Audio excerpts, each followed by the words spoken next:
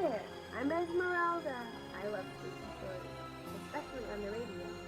Wanna listen with me? It's time for Tales to Sleep By.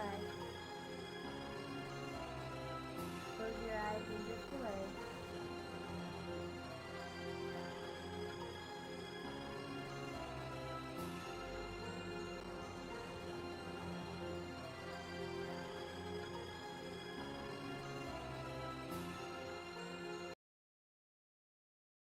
Good evening. You've found your way to Tales to Sleep By, where the night never truly ends and the stories never truly sleep. Enjoy your rest if you can.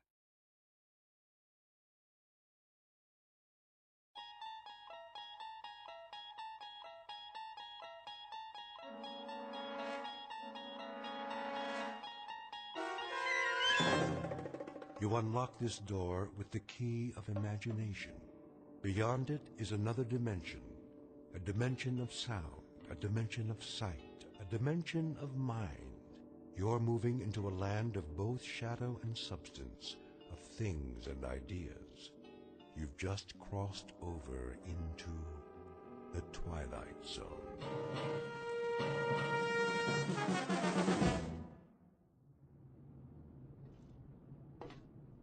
All right, men, we've got clear skies and a calm sea. Now let's get this ship back on course. Yes, sir.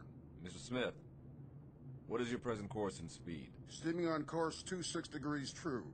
Speed 10 knots, sir. Very well.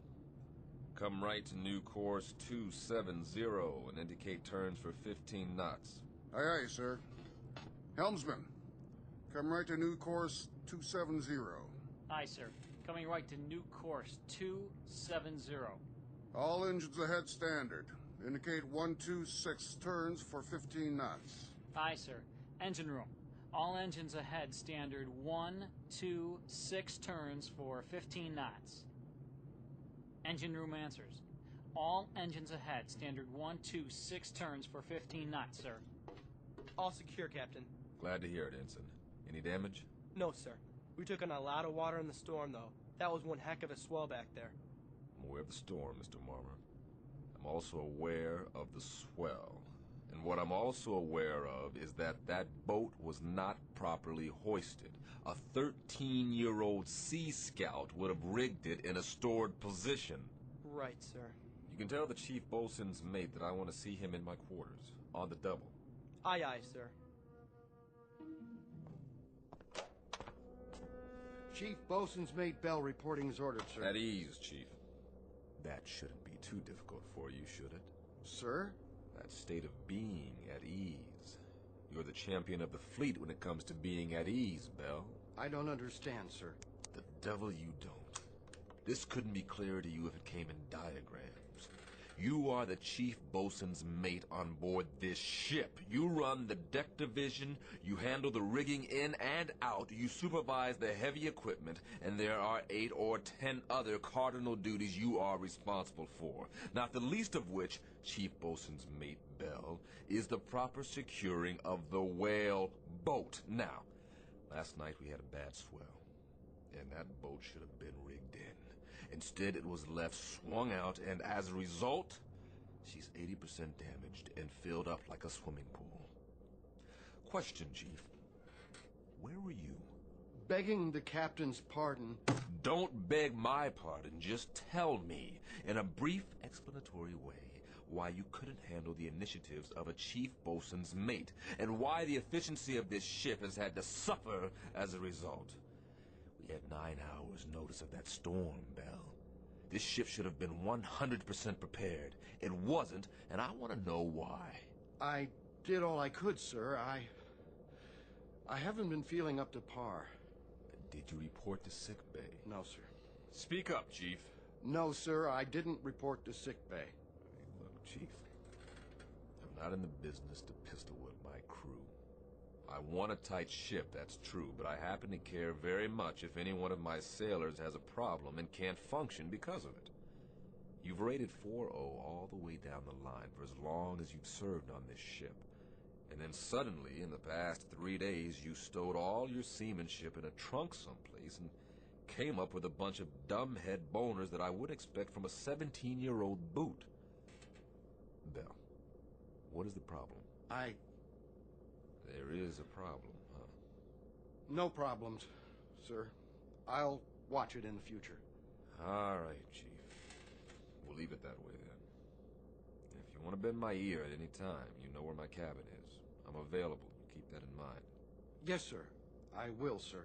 All right, then. That'll do it. Aye, aye, sir.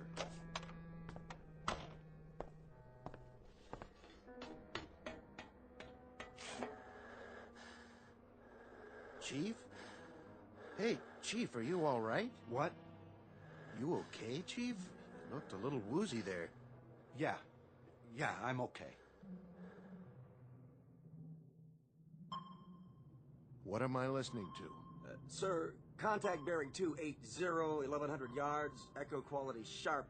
Evaluate as possible submarine. Submarine? But not moving, sir. Dead in the water. Shift the control to listen. Sounds like hammering or something, sir. Bridge sonar. Bridge eye. We have contact, bearing 030 degrees true, range 1100 yards. Appears to be a metal object. What kind of object, sonar? We can't tell, sir. From the sound of it, it's some kind of small ship, perhaps a sub-hull. Bridge eye. Sonar reports a contact, Captain. Evaluation is a possible submarine. A possible what? Stay on course. I'm going down to the sonar shack.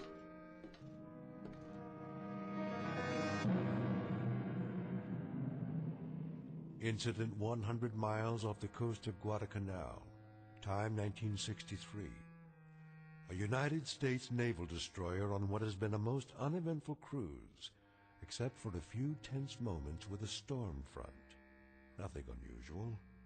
But in a moment, they're going to send a man down 30 fathoms and check on a noisemaker. Someone or something tapping on cold steel.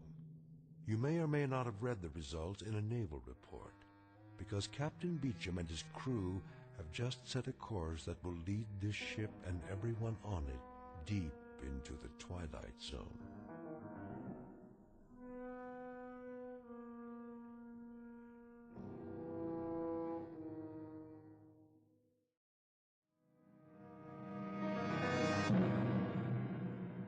And now, The Twilight Zone, and our story, The 30 Fathom Grave, starring Blair Underwood, with Stacy Keach as your narrator.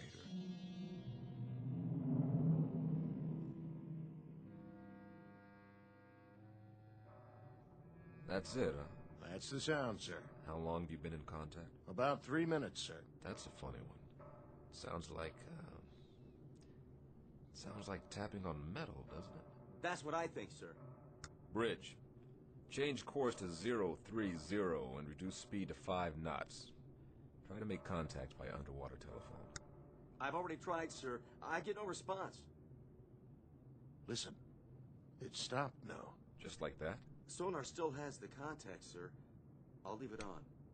Stay on it. I'll be on the bridge.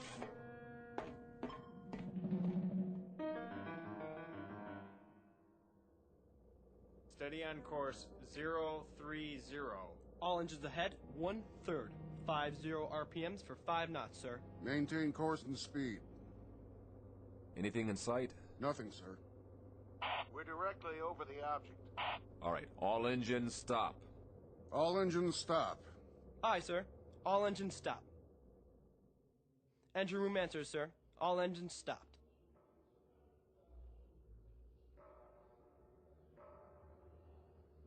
Do you hear it, sir? Wait, hold it. Hold it. I want dead quiet all over the ship. Tell those sailors on deck to can it.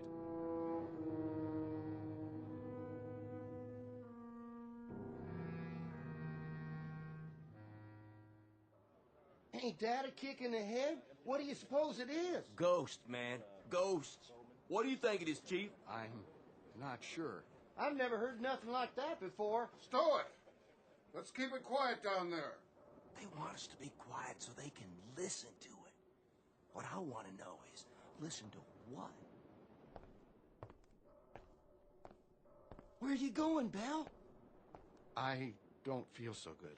You don't look so good either. Make it stop. My head. Easy, Bell. You fall overboard.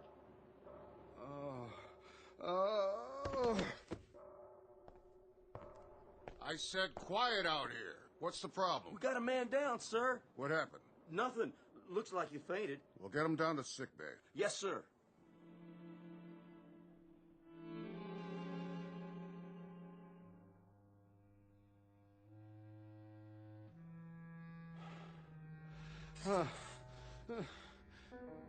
Where am I?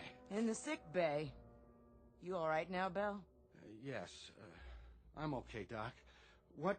You blacked out up there. I said I'm okay. You better stay horizontal for a little while longer. I'm serious. Captain's orders. I'll be all right.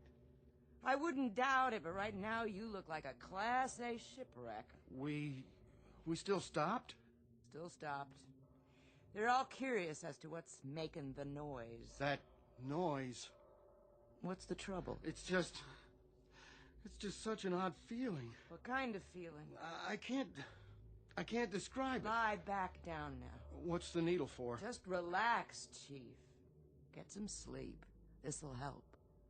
Sure. Sure. That's all I need. A little sleep. Doc? Yeah, Bell? What do you suppose is down there? Don't worry about it. You just go to sleep. Whatever it is, the captain will know what to do.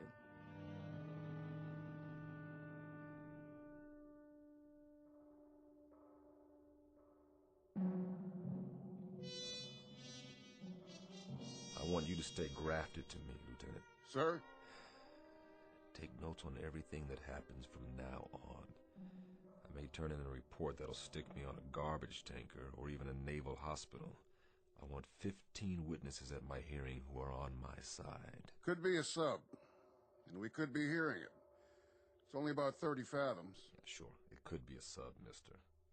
That's probably what it is, but what about this sub? Has it got 2 arms and a fist? Because somebody's making noise down there. We have a diver on board? Yes, sir. What's his name? McClure in the 1st Division. He's a qualified diver. Tell him to report on the double. We'll send him down. Have him knock on the door. I see. And then what, sir? We'll see who invites him in.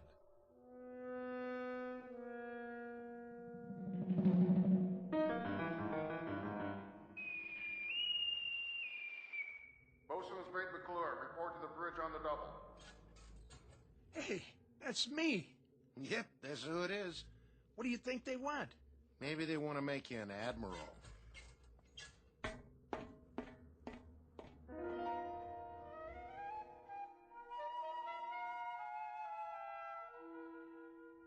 McClure reporting, sir. You're the diver? Right, sir. All right, I'm going to give it to you straight, McClure. Now here's the picture. There's something down there, directly below us. Something, sir? We don't know what it is yet, just that it's a metal object about the size of a sub-hull. That's where you come in. I want you to get your equipment and go down there. Stay in contact from the moment you hit water to the moment you reach it, understood? I understand. Whatever that object is, there may be somebody inside, or at least something that's making the noise. When you get down there, I want you to listen closely and tell me what you hear. We may be getting it distorted. Yes, sir. All right, then, hop to it. Aye, sir. What we're hearing doesn't make any sense. It's crazy. It is that, Lieutenant. But if it isn't a sub, sir, what is it? Maybe it's a Spanish galleon, Lieutenant, with a treasure chest and a loose lid that's off its hinges. Or maybe it's just our imagination. Well, we'll sure find out. As soon as he suits up, they'll lower him down. And then we'll know. I sure hope so, Lieutenant. One way or another. I hope you're right.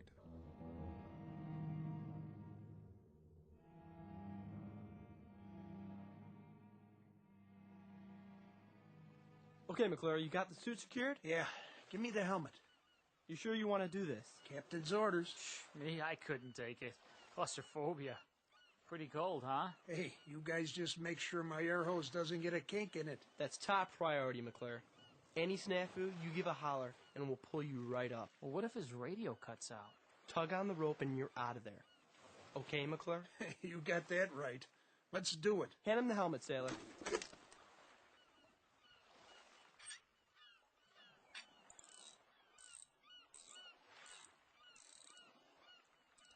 Lower away!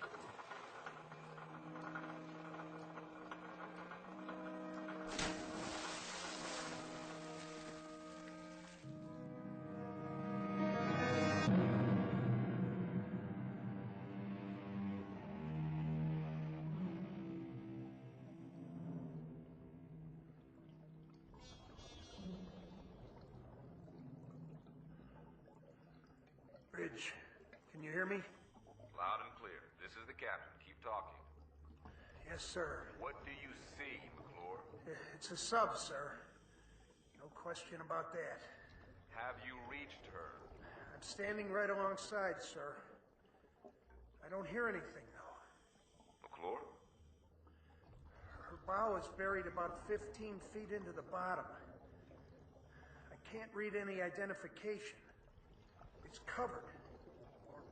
Or rusted over. On the side of the conning tower, McClure. Can you read a number there? No, sir. There's damage. Number's been obliterated. McClure, you hear that? Yes, sir, I do. It's coming from midship. I'm moving toward there now. Tap on the hull, McClure. See if you can get a response. Was that you, McClure? Yes, sir. No response, sir. I don't hear anything anymore. McClure, there should be 3 hatches. On the bow, on the conning tower, and on the stern. Is the ship upright? She's upright, sir. At about a 30-degree angle. I understand, McClure. Climb up on her deck and check the hatches. See if you can open them. The bow hatch is buried, sir. I can't get through to that. But, wait a minute. I'll check on the one over the conning tower.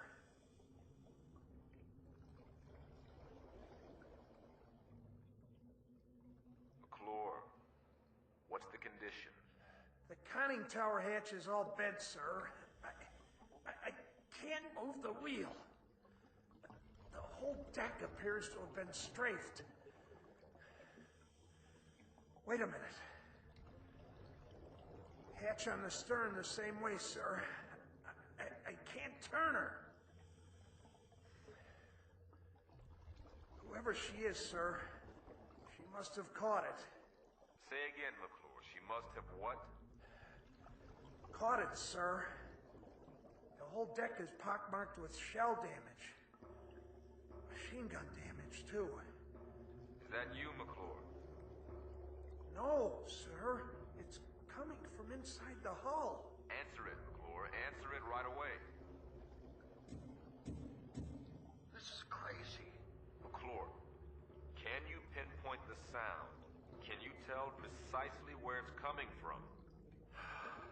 I think it's... Wait a minute. Yes, sir. Directly midship, just below the tower. Keep trying. We have to know whether anyone's inside that sub.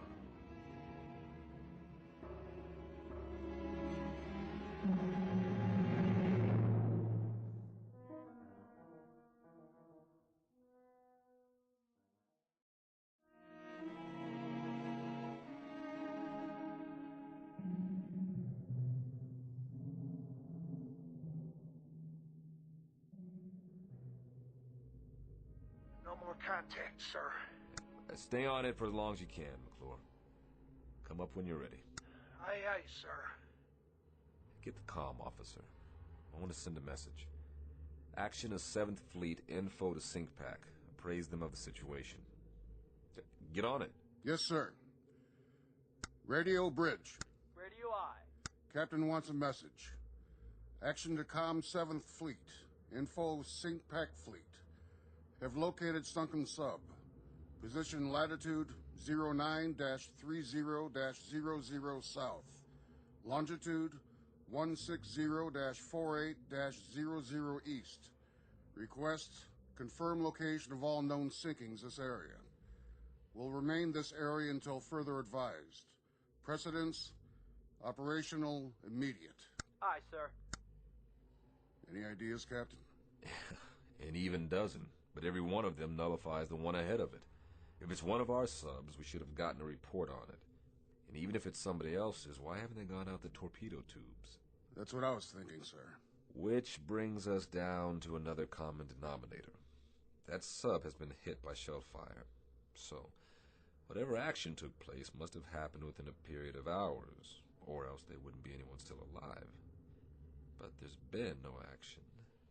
We'd have seen it, or heard it. They put them all together and they spell nothing. When McClure comes up, tell him to dry off and report to the sonar shack. That's where I'll be.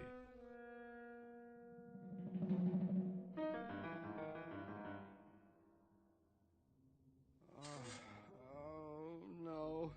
No. What? How do you feel, Chief? Feel? You had a good sleep? For how long? A few hours. What's new down below? Nothing much. Scuttlebutt is we'll try to take her in tow. Hey, Doc. I was just wondering about something. Go ahead. It's this feeling of mine. What kind of feeling? It's hard to describe. I get this feeling that I can't stay in one place. It's like I gotta get up and go out. It's this crazy feeling that That you're what, Chief? That somebody is pushing me, making me go someplace. I know, that sounds nuts, but that's the only way I can describe it. Just as though somebody was about to give me an order and I was just sitting around and waiting for it. And when it comes, I gotta throttle myself to sit tight and not move. And if I didn't give it every effort, I'd go up on deck and I'd never come back. That sounds nuts, doesn't it? Don't worry about what it sounds like. That's a pretty complicated piece of machinery you got on your shoulders. Does a lot of things we don't understand. And a lot of things we do understand. I think you'd better stay down here for a while. You'll be okay, sailor. Just rest and take it easy. And will you unclench those fists? I'll try, Doc.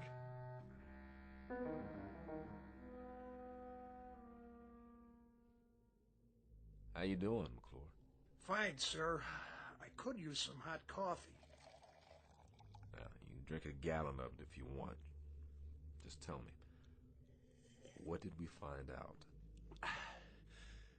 I don't know, sir. I don't know either, Bosun. Just tell me what you do know. There's somebody inside her. I'd lay odds on that. 3 or 4 times when I pounded on the hull, that's when somebody answered me. Well, what about the sub itself? Could you judge her length? Well, I guess her to be about 300 feet, sir. Maybe 25 feet midship. Sounds like one of ours. She looks like one of ours. There were ballast tanks and flooding ports on the underside. She's moving, sir. Now, that was the other thing, Captain. She wasn't stuck in tight. Deep, yes, but not tight. She seemed to be swaying. You still cold, McClure? I've been warmer, sir. And you will be again, but right now you're going to get colder. I want you to check her bow. Maybe she's pulled herself loose and you can finally read that number. Sonar, Bridge. Go ahead, Bridge. COM 7th Fleet reports no sinkings of any kind. Authorizes us to remain on scene and operate at own discretion for salvage and rescue. Roger. Can do, McClure? I'll do my best, sir. Look at it this way. What a dandy story you can tell your grandchildren on some dark, rainy night. They gonna believe me, sir? I'm not sure I will, but if you can get me a number or a name off that hull, we may be able to sleep tonight after all. Yes, sir.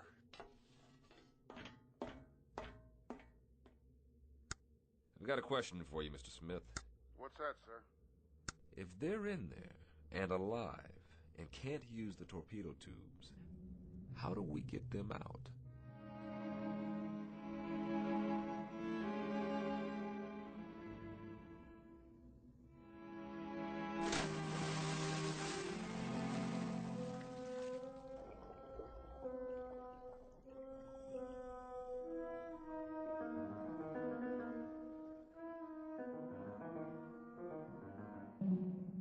Rich. Go ahead, McClure. This is the captain. She's pulled herself out, sir. Here's your number. 714. 714. Make a note of that, Lieutenant Smith. Yes, sir. Well, that means she's one of ours. Come on up and get a broiled steak on me, McClure. Smith, hand me the book with the hull numbers. Here you are, sir. Give me that number again. 714. Here it is. 714. Commission December 1941. Sunken action, First Battle of the Solomons, August 7th, 1942. But, Captain, that was 20 years ago.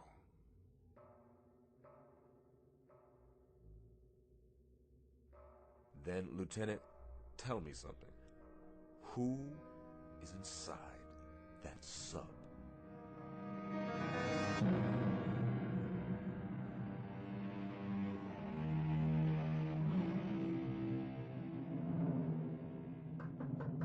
Yes. Chief Matthews, sir. Come on in, Doc. Just finishing up the deck log. At ease. You wanted to talk to me? Yes, sir, I did. What do you know about Chief Bosun's mate, Bell? I know his rating and his service record. What else am I supposed to know? I've got him down in sickbay, sir. I know. What's the trouble? I can't say, sir, but as far as cracking, that's what he's doing. I've been watching him down there. He has a look about him. I can't describe it. You don't see that look very often.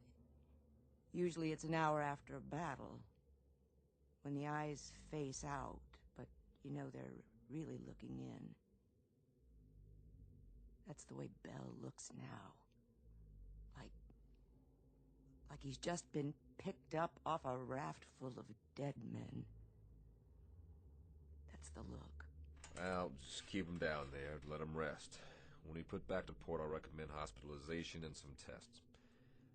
I think that ought to do it for now, Doc. Thanks for coming in. Aye, sir.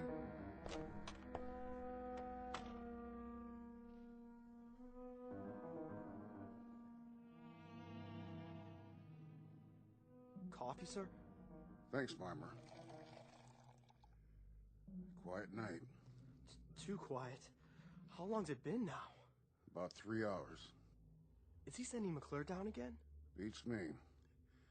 All I know is there's a boiler tender second who's making book in the crew's quarters that the thing below us is a sea monster with 3 heads and we're all living on borrowed time. I don't know what scares me more, when they pound or when they shut up. I don't know what scares me more, a 20-year-old sub with somebody alive inside, or what the commander of the Pacific Fleet will say to me when I tell him that. And to compound the problem, I've got a chief bosun's mate with something eating at him. Bell? Bell. What made him black out? That's part of the problem. Could be he's dredging up a couple of memories. What do you mean, memories? This is World War II revisited for him. He got picked up here after a sinking. That's the way I hear it. He was on a ship that got hit, only survivor or something like that. Got picked up from the water. Maybe it is dredging up some memories then. Here we go again. What's the matter? They can't make up their minds down there? There's one more question, an important one. What's that, Captain? Who's they?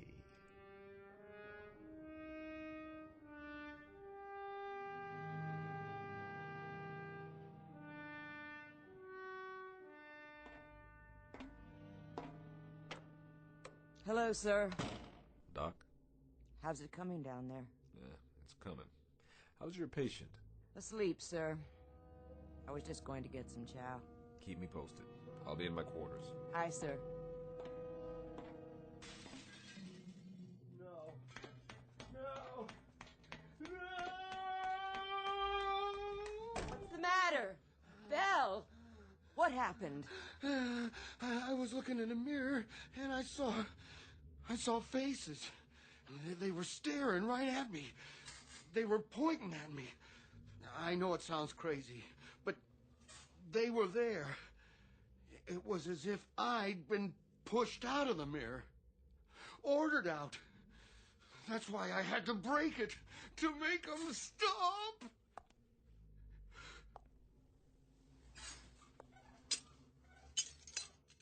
Doc? Yeah, Chief. Do you see me in the pieces of mirror down there on the floor? Listen to me.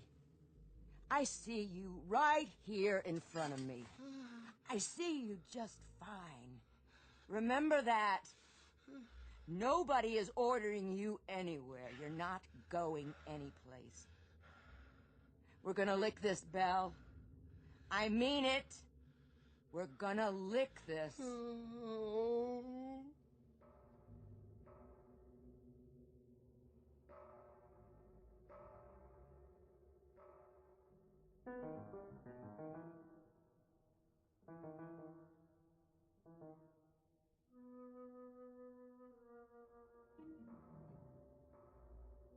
Same routine, huh? Same thing, sir. But it's getting a little fainter, I think. And they don't acknowledge our signals at all. But it's definitely fainter. It's some piece of equipment. That's what it is. Something loose that's probably swinging back and forth and hitting a bulkhead. Possible. That's the only explanation. I mean, well, think about it, Captain. A 20-year-old sub in the deep six since the war? Who could be down there? Somebody who dies awfully hard.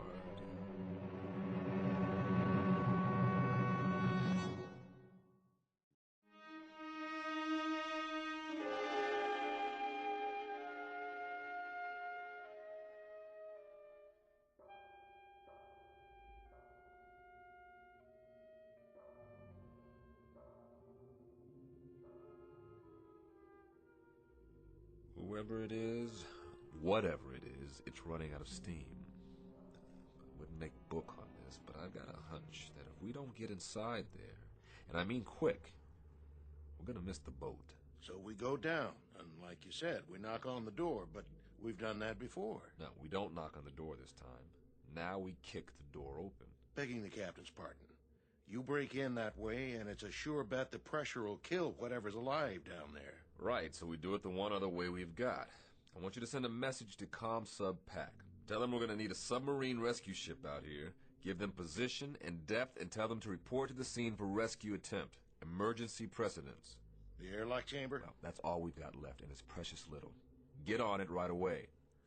I'll be on the bridge. Radio? Sonar. Radio I. The ComSub Pack. Emergency precedence. Request nearest ASR, report to position. Latitude 09er-30.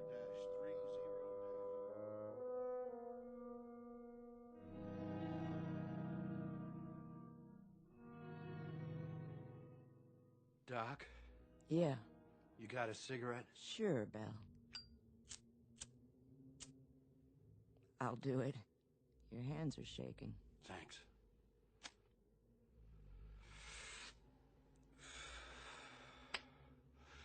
Doc, will you answer me straight? I'll try. Who's outside? What? Who's out in the passageway? Nobody's out there. Why? You think you hear something? I don't know. Why should anybody be out in the passageway? Nobody's posting guard on you. I just felt as if there was somebody out there. Let me tell you something, Chief. You can talk yourself into any kind of nightmare you want. You just lower the gate a little bit, and after a while that stuff seeps in. But there's nobody blowing it from the other side. It's you. Yourself. Now there's nobody out there. Nobody at all. Who did you think it was? I don't know. The only thing out there is a long stretch of steel and deck. Nothing else. Come on, you want to take a look? What's happening to me? Doc, what in God's name is happening? Chief, you gotta get a grip. Or I swear you're gonna talk yourself into a straitjacket. I mean it. I got the feeling again. Just as if somebody was watching me, pushing at me. Doc? What, Bill? I'm scared to open the door. Then don't. I told you, there is nothing out there. I'm scared to open it, but I have to.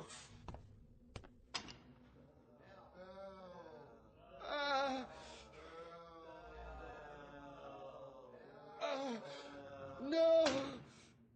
What did you see? Men! What men? All wet. Dripping wet and not alive. They were looking at me. Listen.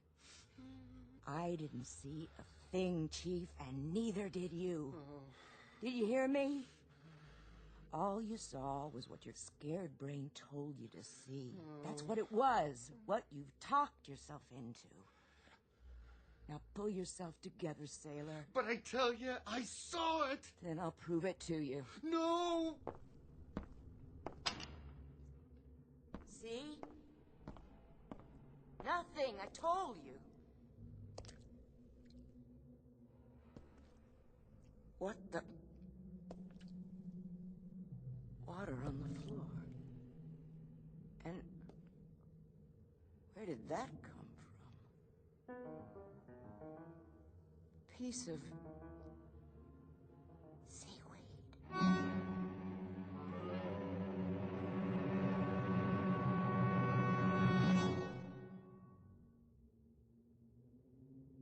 That about does it, McClure. Go down and try to get a response. It'll help that sub-rescue outfit if they can get a specific location. How will they get in, sir? Through the forward torpedo compartment or the stern. Then they'll have to blow each of the 6 other compartments before they can enter. What if I don't get any answers, sir? We haven't heard from them in almost a half an hour. If you don't get any answer, come back up. The rescue team will take it from there. No survivors then, sir. Is that what it'll mean? That's what it'll mean. They'll bring up bodies, not survivors. Okay, McClure, hop to it. Aye, sir.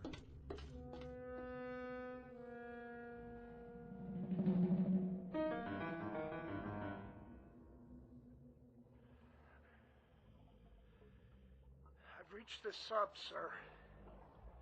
The next noise you hear, that'll be me. Go ahead, McClure, pound away. Any response? None, sir. No response anywhere. Keep trying. Yes, sir.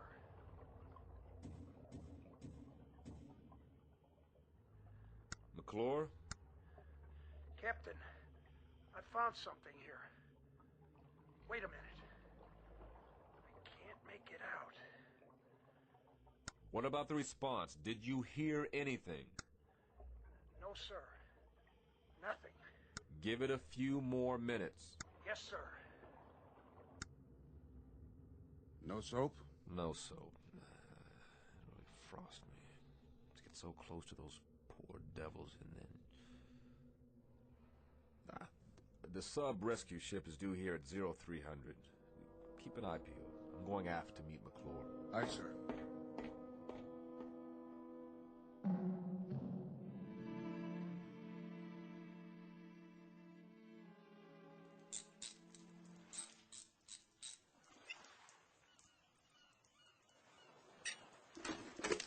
Bet it feels good to get that helmet off. Oh. Yeah, it sure does.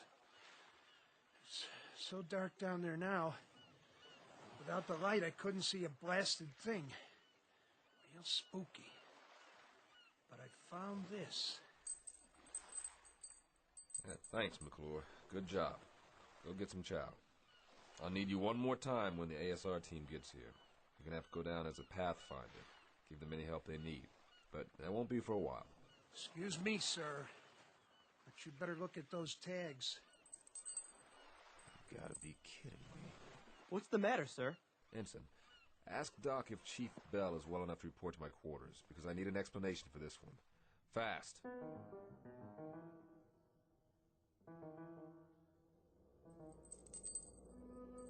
Go ahead, Bell. Read what it says on these dog tags. I don't have to, sir. I know what it says. It says Bell, William J. That's yours. Yes, sir. McClure found it on the deck of that sub down there. When did you lose him, Bell? I lost him a long time ago, sir. 20 years ago. How? I don't remember, sir. Try, Bell. Try to remember. I was on a ship. What ship, Bell? A submarine.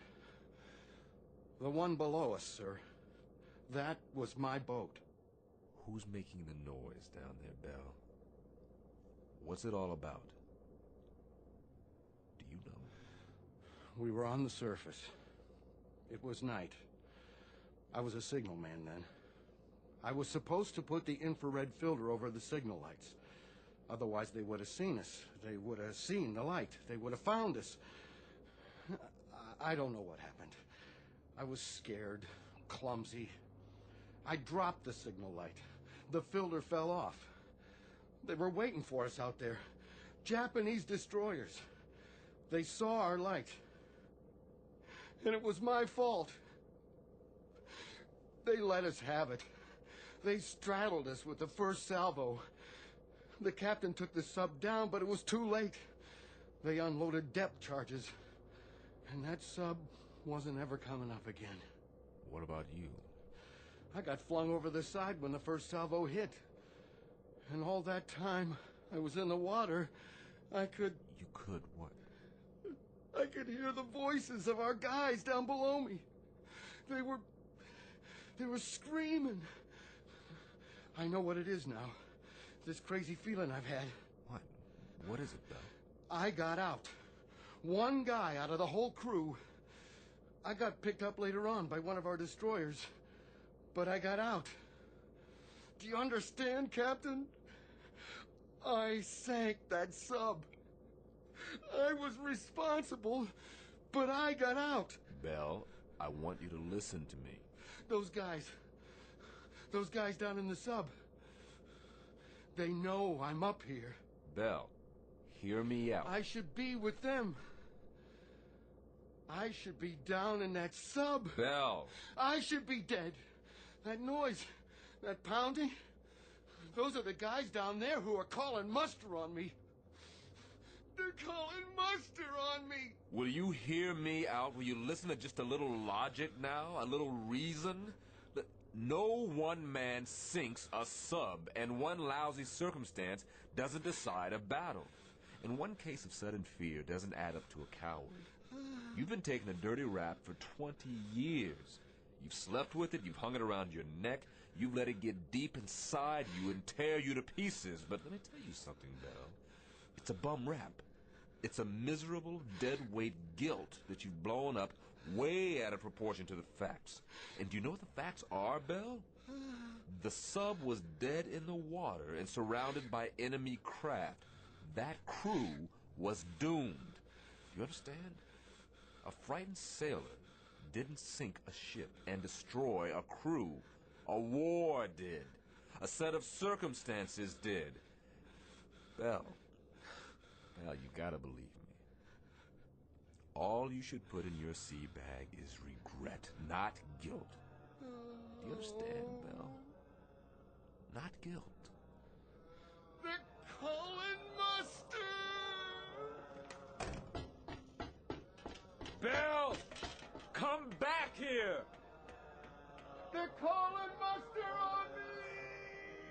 Bell!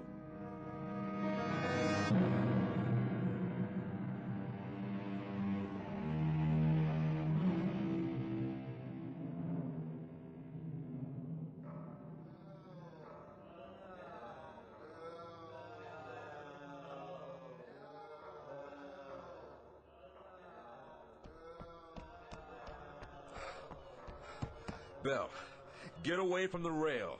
Now! That's an order! They're calling me! Man overboard! Starboard side!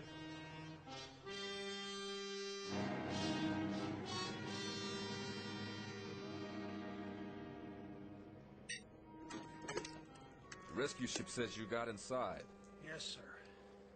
It was a wreck. Nobody had a chance.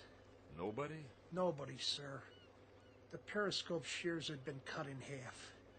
One section was just hanging there, swinging back and forth.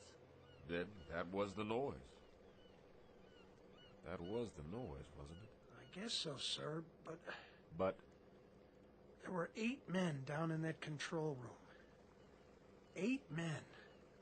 Or what was left of them. And one of them had a hammer in his hand. Let's just say, McClure... Let's just say that this is the part of the story you tell your grandchildren that you make up yourself. Say anything you like, any explanation that comes to mind. Aye, sir.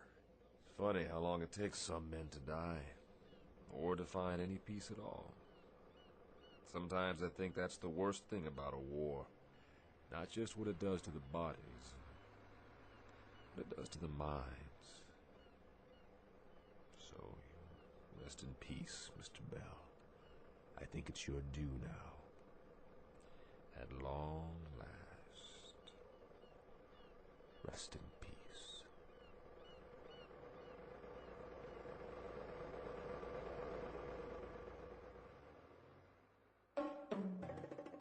Small naval engagement. The month of July 1963. Not to be found in any historical annals.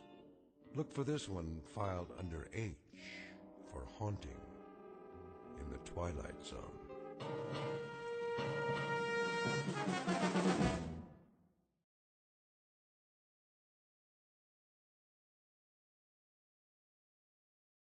Leave a little mark below, a comment, so we know you survived the tale. If you're still awake, I commend you, but don't get too proud. Tales to Sleep by Radio isn't finished with you yet. A little music, a little fear, and perhaps a little sleep.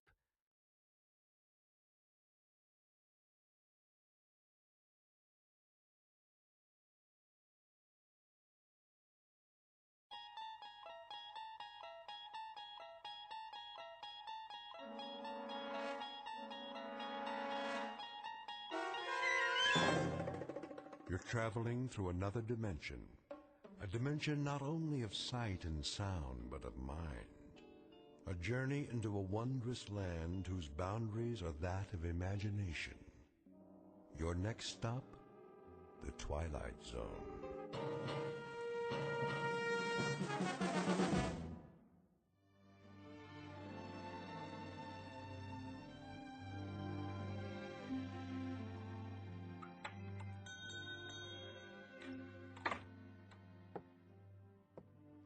Morning, Mr. Castle. Hello, Ned.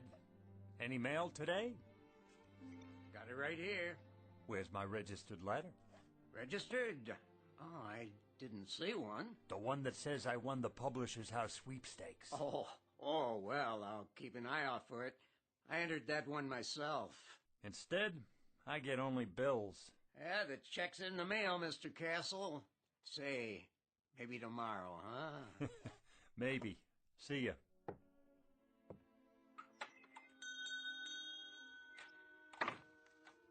Another bill, and another, and another. Edna, what about the gas and electric? What? The gas and electric bill. How many months is that? 2 months. That's one you'd better pay. That's the one I can't pay. Mr. Castle? How are you, Mrs. Gumley? Just fine, Mr. Castle. Good. Glad to hear it. How have you been? Oh, can't complain. been having a lot of rain, haven't we? What? Oh, yes. Quite a bit of rain for this time of year. Well, it's good for the flowers. How's that? Good for the flowers. The rain, that is. Yeah, very good for flowers.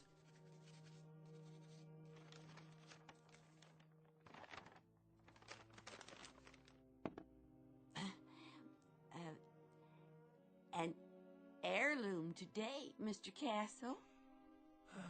An heirloom, Mrs. Gumley. You don't say. Oh, yes, Mr. Castle. Been in my family for years. Has it now? Years and years. It's supposed to be very valuable. Hand-blown glass is what it is. Mrs. Gumley, it's just a plain old glass wine bottle. Do you know what it's worth, actually? Nothing. Not even a deposit. If you could find the store where it came from, that's what they'd give you. Nothing. I could let it go for $1. Mrs. Gumley, if I could spare $1, I'd give it to you. Believe me, I would. But things have been rough here. The pawn shop business isn't what it used to be. I'm so in debt myself that... I see. Wait a moment. Yes.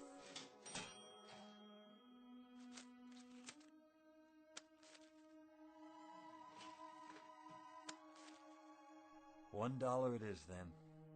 I wish it could be more, Mrs. Gumley. I really do. God bless you, Mr. Castle. I could kiss you. Stop that now. It's nothing. You're a wonderful man. Good luck to you. And to you. Better days for all of us. Mr. Castle, it's not an heirloom, you know. I found it in a garbage can. It's just a dirty old cheap glass bottle. Please forgive me for lying to you. That's all right, Mrs. Gumley. Who knows? Maybe it'll turn out to be an heirloom. We'll just have to wait and see.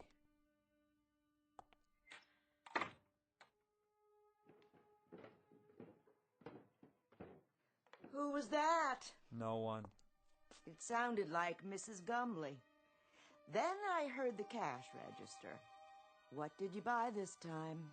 Edna. Oh, a bottle. Gorgeous. She said it was an heirloom. Is that right? She has to eat, doesn't she? And you don't? That's not the point. Arthur, we're a couple of weeks away from bankruptcy. Don't you think I know that? Then you'd better start rubbing that bottle and pray, Arthur.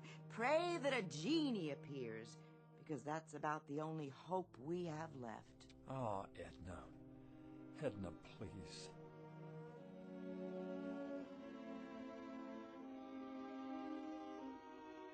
Mr. and Mrs. Arthur Castle, suspended in that brief fragment of time before fate comes out of a bottle. Mr. and Mrs. Arthur Castle, gentle and infinitely patient people whose lives have been a hope chest with a rusty lock and a lost set of keys. But in just a moment, that hope chest will be opened, and an improbable phantom will try to bedeck the drabness of these two people's failure-laden lives with the gold and precious stones of fulfillment. Mr. and Mrs. Arthur Castle, standing on the outskirts and about to enter the Twilight Zone.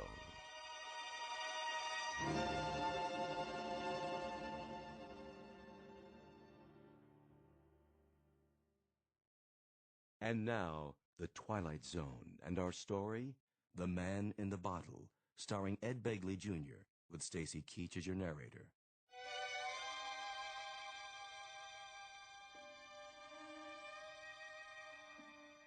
Here, give me the bottle straight into the trash with it. If you won't do it, I will. Wait, it's worth a couple of cents. A couple of cents, Arthur. A couple of cents. We've got more creditors than we've got cheap watches.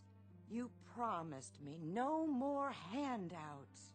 Look, Edna, Maybe all that's left for me is to try and find someone who I can feel sorry for. Can you understand that? I need to feel that I'm doing something of value.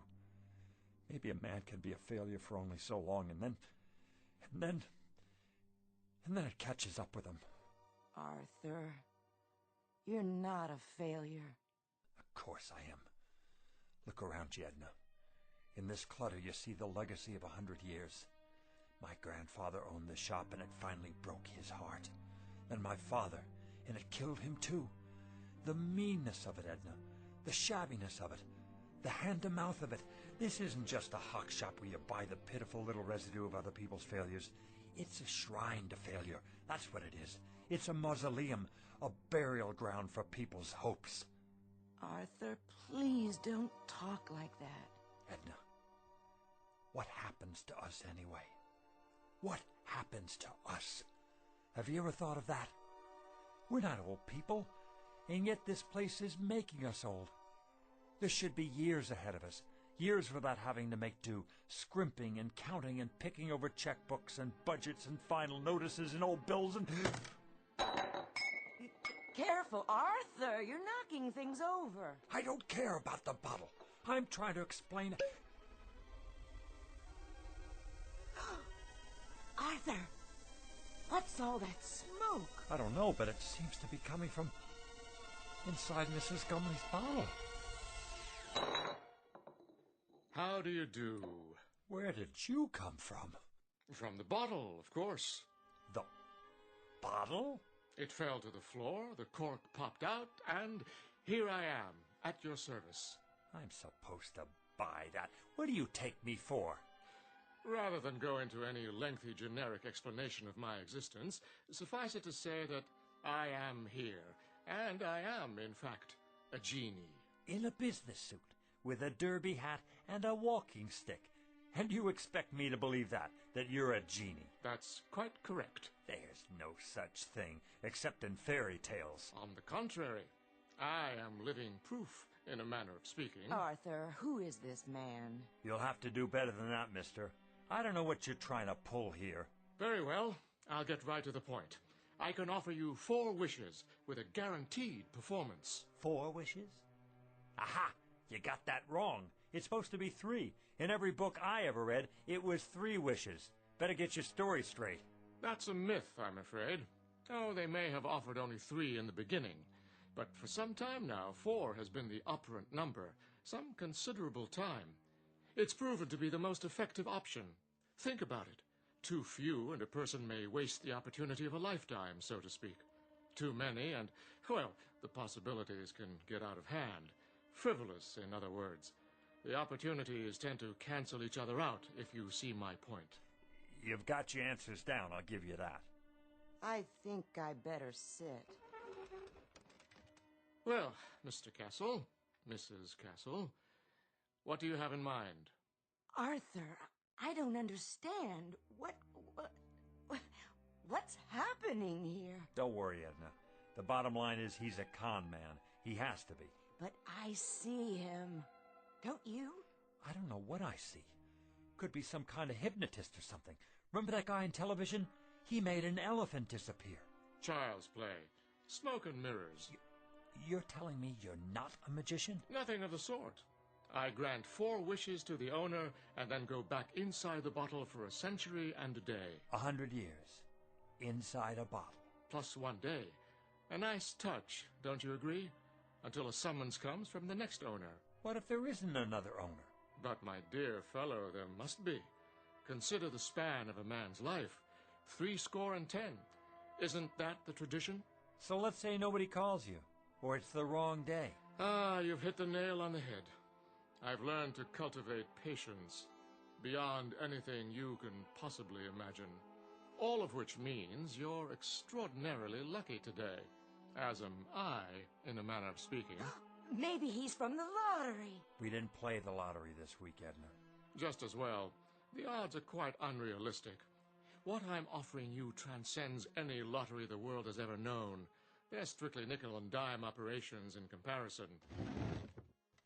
I have to think this over. Take your time. Interesting shop you have here. Chinese vases, Tiffany lamps, bric-a-brac of every sort. Mostly imitation, of course. No offense. Nonetheless, I have the distinct feeling I have seen some of these items before. How could you if you haven't been out of the bottle in 100 years? I meant the originals. The originals? How old are you? If I told you, you wouldn't believe me. Nice silver cigarette case. Faux Victorian, isn't it? My uncle's. He passed it down from his great-uncle, who bought it in Liverpool in 1914. Is that what he said? How much? Take it. Get back to the subject. What else about the wishes? Oh, yes. Now, I think the business at hand is for you and Mrs. Castle to decide the nature of your 4 wishes, keeping in mind, of course, that each wish is irrevocable. Once made, it is fulfilled, and once fulfilled, it is a matter of record. It can only be altered by yet another wish. Clear, Mr. Castle? Clear enough. I think we better call the police. Why not wish for them? I can bring you Scotland Yard, the Federal Bureau of Investigation, or every bobby in the City of London. That won't be necessary. Is it the police you want? No. That's not what we'd wish for. Arthur, are you out of your mind? Go ahead, Mr. Castle. You were saying? Well, if I had a wish... You believe him? Just for the sake of argument, let's say that I wanted that broken glass in the case over there. Let's say I wanted it to be fixed. The glass display case? Unless that's too hard for you. I broke it cleaning up the other day. One whole side is cracked. Is that all? It's too expensive to replace and impossible to glue together. Impossible. Would you like to make it official, Mr. Castle? Arthur, be careful with this man. You don't know what he's after. Well, Mr. Castle, is that your wish? Yes, that is my wish. I want the glass in the case to be repaired. Very well, then.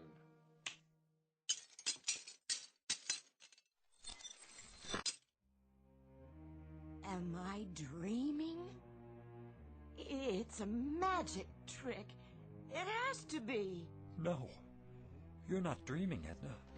I see it too. It's like new. How did you do that? Next. What? Well, Mr. Castle, you have 3 wishes left. 3 wishes. 3. Edna, 3 wishes. Anything we want. Think, Edna, think. What do we want? Why, I don't know. I asked you to think. I'm frightened. A new shop, Edna. An expensive shop on 5th Avenue. We could have that just for the asking. But Arthur... Or travel. Take trips. We could see the places we could never afford to visit, like Paris or Rome or even the South Seas. We could take a cruise around the world, first class. Surely there's a catch. Oh, money.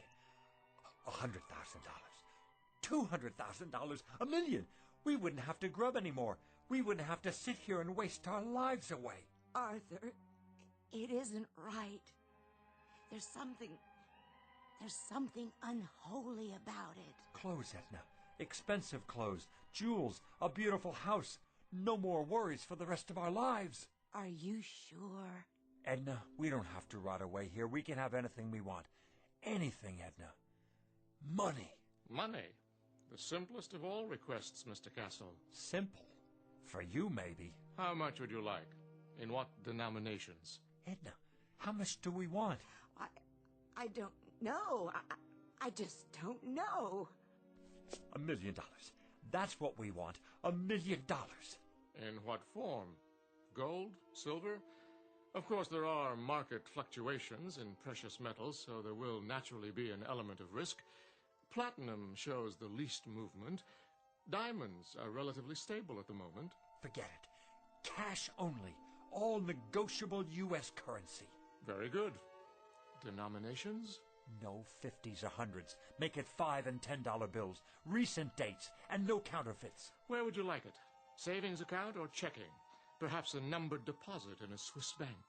Right here. Here? Where I can see it. On the floor? Don't you worry about that. Just bring it here. I'll take care of the rest. That is your second wish. You understand English, don't you? That's our wish. Coming right up. Oh, just one thing. Aha! Arthur, I told you. Do you mind terribly if I... If what? If I smoke? Is that all? Of course, if you prefer otherwise. I see the no smoking sign on the wall. No, go right ahead.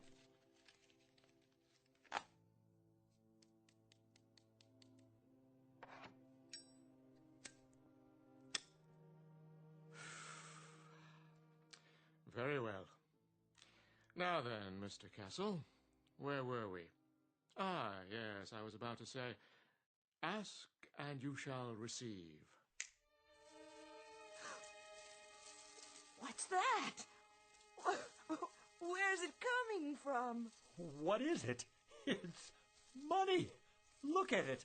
A rain of money. Edna, $1 million, Edna. $1 million.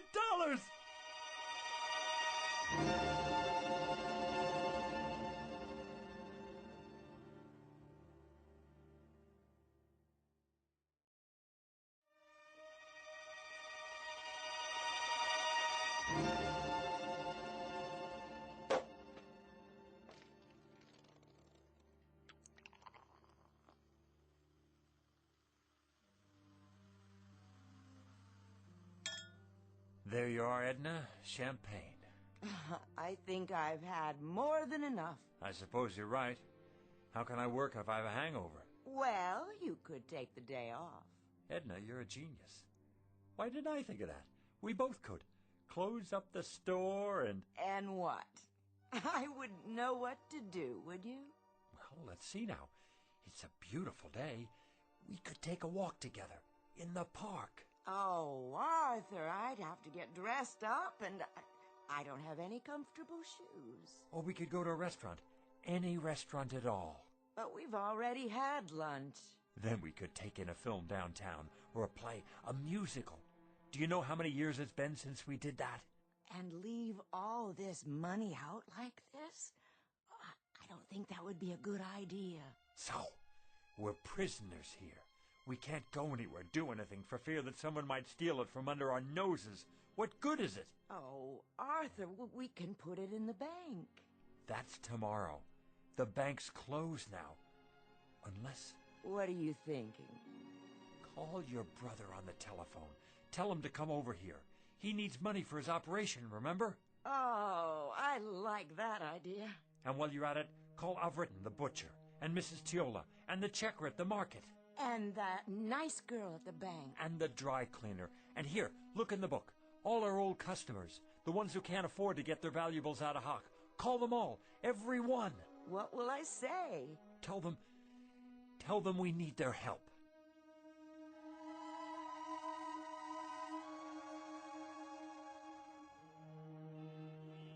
It's a miracle, that's what it is. I couldn't believe it when they called.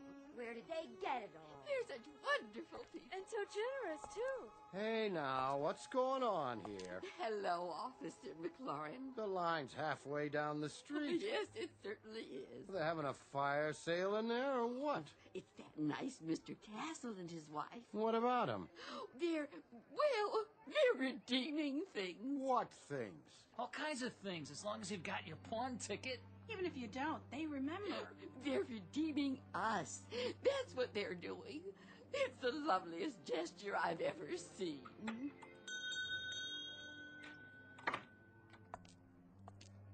Hi there, Mrs. Gumley. Beautiful day. Indeed it is. Your turn, Mrs. Gumley. Go on in. Hold on. Where'd you get that fistful of money? Right inside, officer. From Mr. and Mrs. Castle, bless their souls. What are they doing, running numbers? Nothing like that, strictly legit. You're telling me they gave it to you? Sure did. Enough to pay off their tab at the butcher shop and then some. Plus the next 10 years in advance. And whereabouts did they get this bankroll? Don't ask me. But their ship sure must have come in big time. The horses, was it? Or the lottery? I heard it was the sweepstakes that came in the mail. No, it was their cousin. He died and left them a fortune. Well, we'll just have to see about that. They're not breaking any laws. I haven't had my turn yet. You're not going to arrest them, are you? Maybe not. but I'll keep a close eye on the situation. In the meantime, I know someone who might be real interested in all this. Don't you people go blocking the sidewalk now.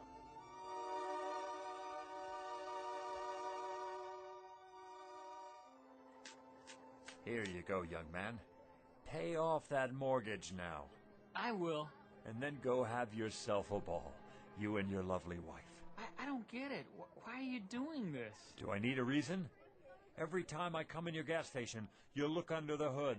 Oh, that's nothing. Check the air and the tires, all of it, without my asking.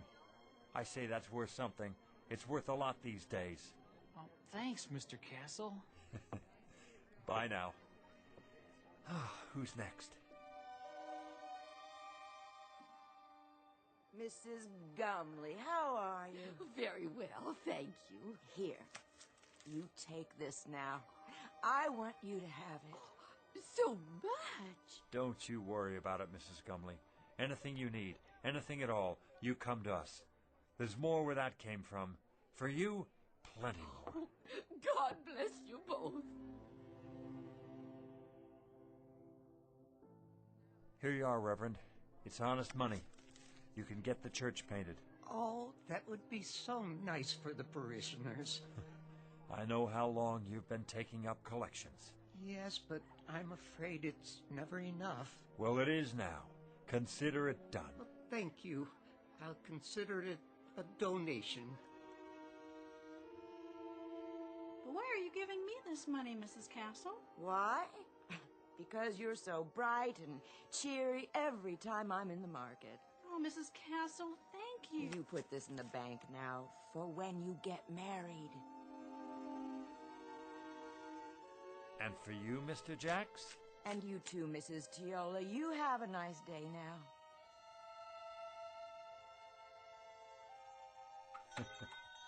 Don't mention it. Buy a round for everybody. On me. Is that all of them? Oh, for now. Put the close sign in the window, would you please? Of course, dear. Whew. Now that's what I call a day's work. You did wonderfully well, Arthur. I'm so proud of you. You know, Edna, I don't care how we spend the rest. I feel so good right now, seeing all those happy faces. I know. It would be nice to get away for a while, though. I agree. Sometime in the sun, nothing fancy. How much do we have left? Look in the box. It's still practically full. We didn't put a dent in it. Your father would be proud. Rest his soul. And your grandfather. Tell me your opinion about something, Edna. If you like, dear. I'm wondering, do you suppose I still need to carry on the family business? Well... We don't have a son or daughter. I'd say you've more than done enough, Arthur. All these years. Even if we did have kids, I'd rather leave them money to start their own business. Something with a future. What about your cousin's children? Oh, that would be a wonderful present. And what about you? You've been so patient all these years. What would you like? Well, first, of course, you're going to retire. No ifs, ands, or buts. And then, wherever you'd like to live, Arthur, as long as we're together. Of course we'll be together. You think I'm gonna take up with a young floozy? Oh, no, I don't think that. You wouldn't. It's not in your nature. But you're tired. You need to rest. We both do. Rest and live.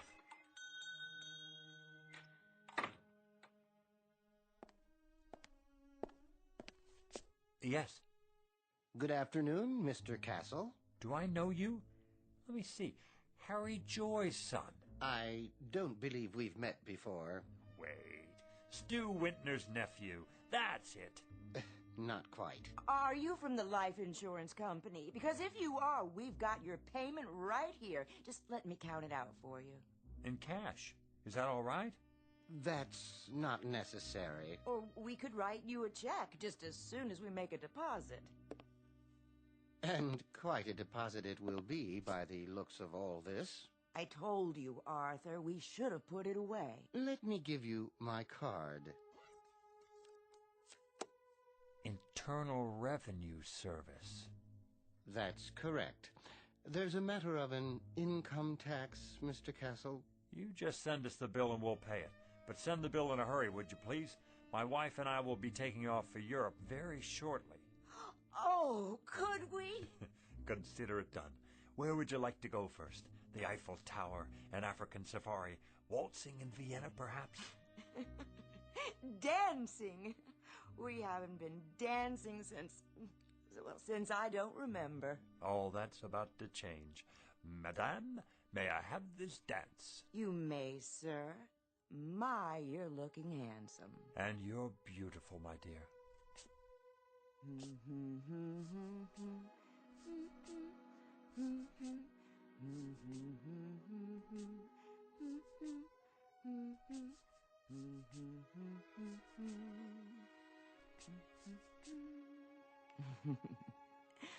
Such a good dancer. As are you.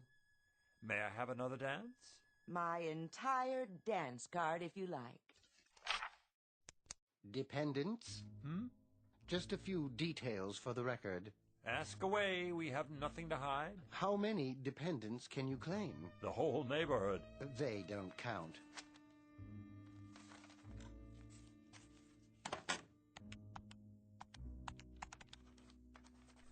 Wait. What's that figure? The one you just wrote down. Beginning with a sum of $1 million, taxed on the basis of a husband and wife, using the standard deductions and taking into account unpaid back taxes, approximately $907,000. That's how much I have left? Good. Fabulous. That's how much you owe the government. I beg your pardon? In addition, there's a state income tax involved, which, using thumb rule, would come to a rough figure of $35,000. You mean hundreds, don't you? Then there will be a matter of a 5% penalty. For what? If you fail to file a declaration within 30 days of today's date, but I'm sure you won't let that happen. The whole thing will amount to about, roughly, mind you, let's see here, $942,640. Arthur, we've given away a lot of money already. I'll figure out how much.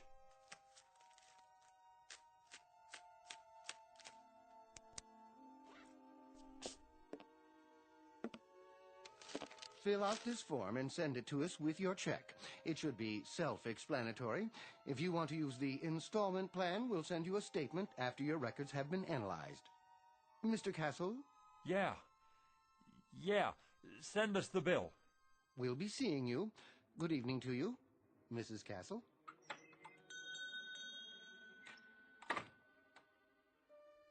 I wonder if we can appeal it. Help me, Edna. You take this pile. 76, 77, 78. Oh, Arthur, where's the genie when we need him?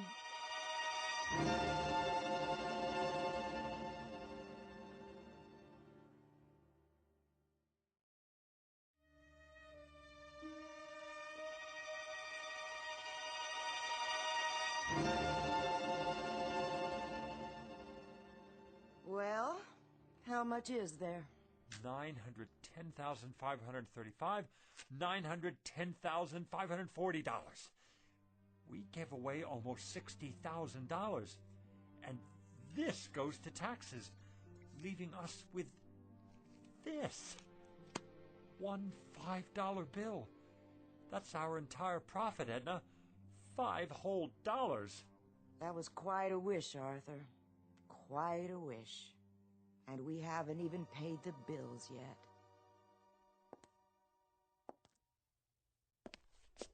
If you'll recall, it was my suggestion that you reflect very carefully, Mr. Castle. Very, very carefully. Now he shows up. Had you made a wish that took into account the taxes involved... Look, you.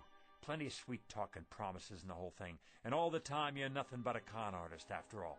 This time I want the $1 million, but I want it after... Arthur, no more money. You've got to wish for something else. Something else, then. A new store. A chain of stores. They could burn down 1 hour after we get them.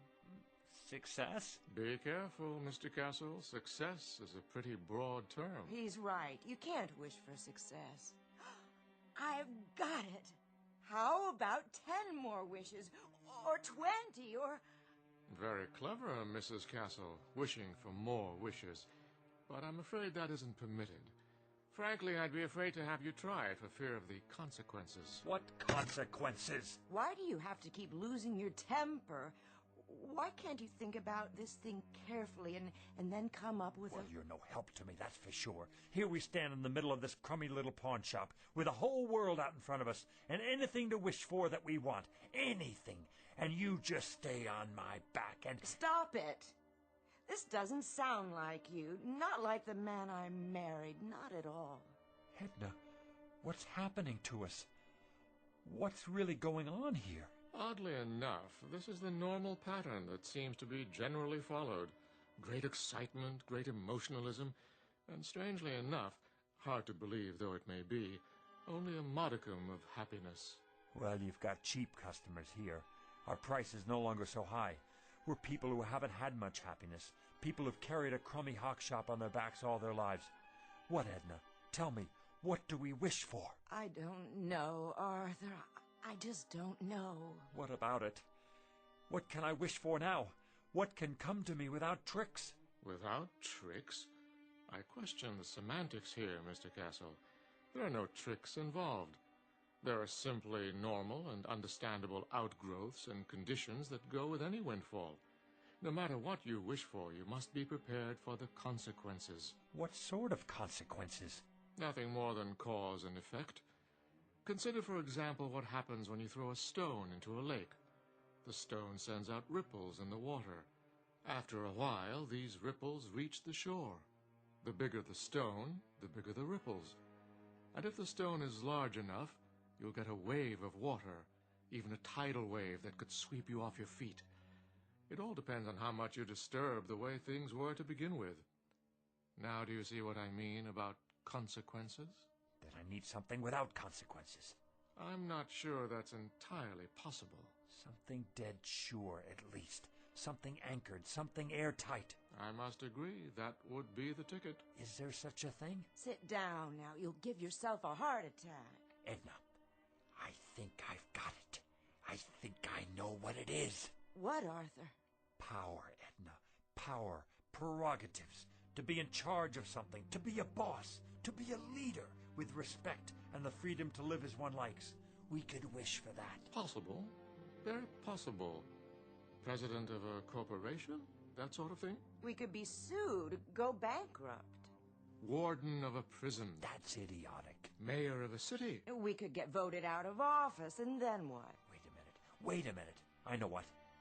Head of a country. Ruler of a whole country, that's it. Who can't be voted out of office. What about it, Jeannie?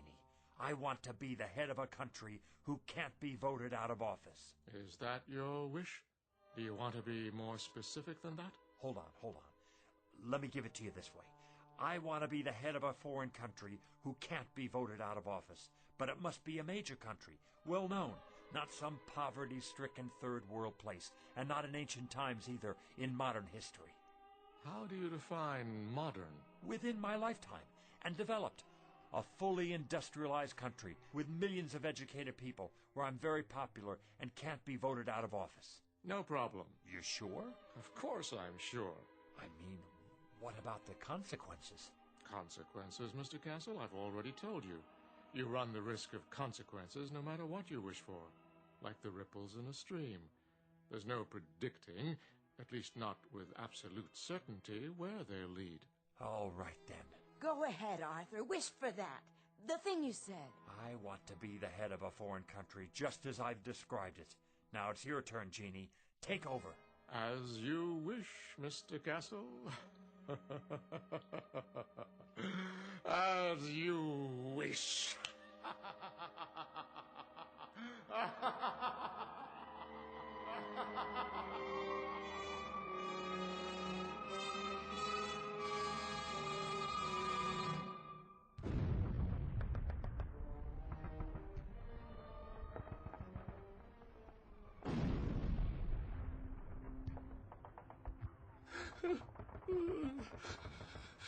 You'll forgive me, sir.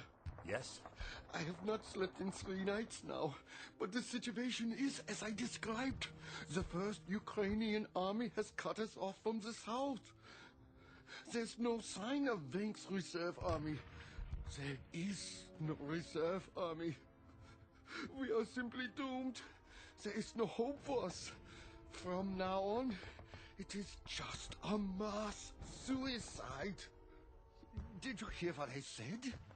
They are already in Berlin? What about it, Führer? Führer? What do you want to do? Why do you call me that name? Here is what you asked for. Very quick and very painless, mein Führer. And we have the gasoline for you and Fräulein Braun when you're finished. Head of a country can't be voted out of office. It's the end of the war, and I'm in a bunker, and I'm Heil Hitler! It's almost the end. I've given them the poison. They'll take the bodies out into the courtyard and burn them when it's finished. Have the gasoline ready. I won't take the poison. I wish I were back where it all started. I wish I were Arthur Castle again.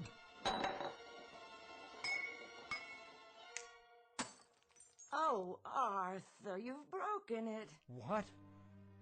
Broken what? The bottle Mrs. Gumley brought in. Why? I have, haven't I? Not poison, an old wine bottle. Let me sweep it up for you. I can do it. It had no value anyway.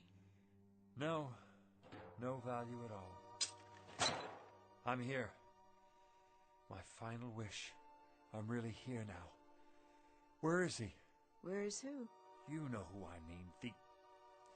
And why would he be here? You've had your 4 wishes, remember? No. Yeah. Well, I guess I'm a 4-time loser. What do you expect? I just wish he doesn't come back. I wish... There you go, wishing again. Right. Why should I? Why did I? Look at what we have here, Edna.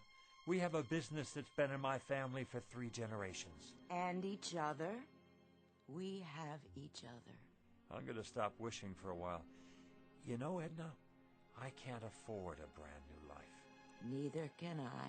I think I'll just give the old one a new paint job. You know something, Arthur? I think that's a very good idea. What is it? Look, your first wish, the glass case, it's not broken. It's still repaired. So we came out ahead after all. Nothing's ever a complete loss, is it? Careful, Arthur with the broom handle. Well, we were ahead. Now you have more glass to clean up. You know something? I don't mind cleaning up any of it. Not at all. In fact, not at all.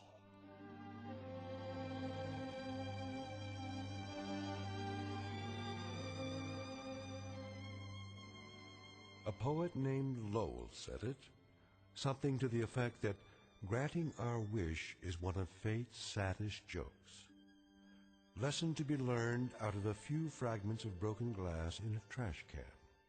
And a word to the wise, to the garbage collectors of the world, to the curio seekers, to the antique buffs, to everyone who would try to coax a miracle from unlikely places. Check the bottle you're taking back for that deposit, because the genie you save might be your own. Case in point, Mr. and Mrs. Arthur Castle, fresh from the briefest of trips into the Twilight Zone.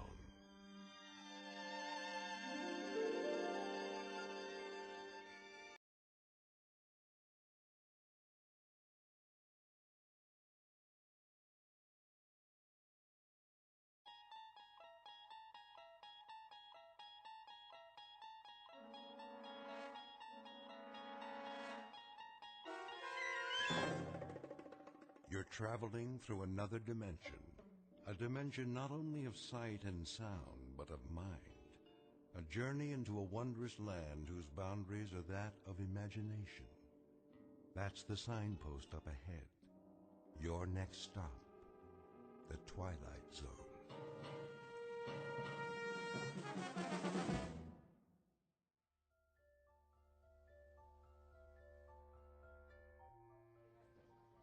How much is this? Shall I wrap it up for you, ma'am? I got all my Christmas shopping done. I need one more present for Uncle Fred. Could you put a big red ribbon on that? Ma, where is he? He'll be here, Tommy. How long? Just a few more minutes. I don't believe it. He's never coming. Excuse me. Yes, madam? Are you the manager? Indeed I am. Mr. Dundee at your service. Well, I have a question for you. Gift wrapping? The customer service counter is downstairs on the first floor. No, not there. Oh, a special Christmas item. I'm sure we can find something. What exactly were you... Listen to me, Mr. Dundee. See this sign? What about it? What does it say? Santa will return at 6 o'clock. It's almost 6:30. Oh, yes. Well, you see... And my boy's been waiting all year to see him. We can't stand in line forever. I'll look into it, madam. Perhaps Santa has been detained. You know, so many presents to wrap up at the North Pole.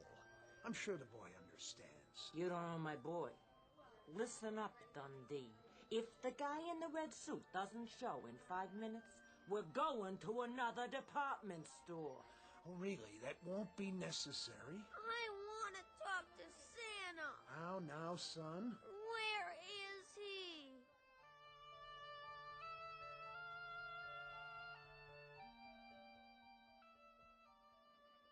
Bartender, pour me another one, will you? Coming right up. Hey, Corwin. Yeah. See the clock on the wall? What about it? You told me to tell you when it was 6:30? Well, it's 6:30.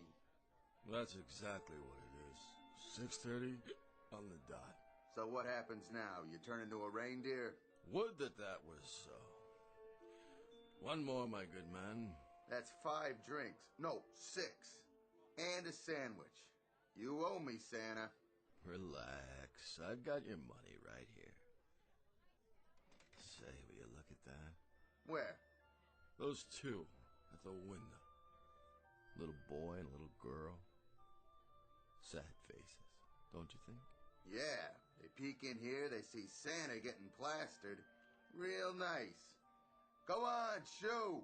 That's not what's eating them. What is it then? They know there isn't really a Santa Claus. No kidding. Why do you suppose that is? How's that? Don't you ever wonder why there isn't a real one? For kids, I mean. What am I, a philosopher? You know what your trouble is, Corwin. You let that stupid red suit go to your head. Here's your change. I'll flip you for it. Double or nothing. What do you think this is, Atlantic City? Come on, eat your sandwich and get out of here. I've had enough to eat. Where's my drink? I'm coming. Oh, ouch. And keep your fingers out of the till. All right. Can't you take a joke? I catch you doing that one more time, I'm gonna break both your arms up to your shoulder blades. Now go on, get out of here. What's going on? Nothing. Just Santa trying to hoist the joint. What's that for? Your tip, my good man.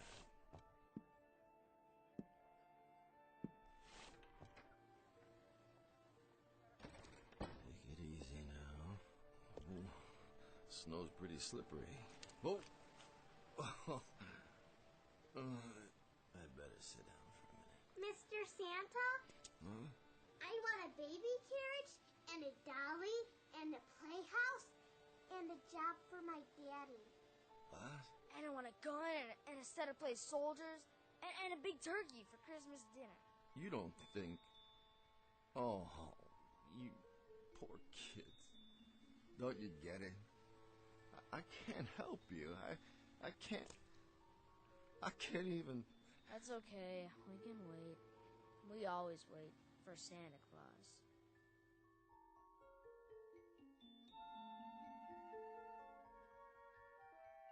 This is Mr. Henry Corwin, normally unemployed, who once a year takes the lead role in a uniquely American institution, that of the department store Santa Claus, in a road company version of The Night Before Christmas.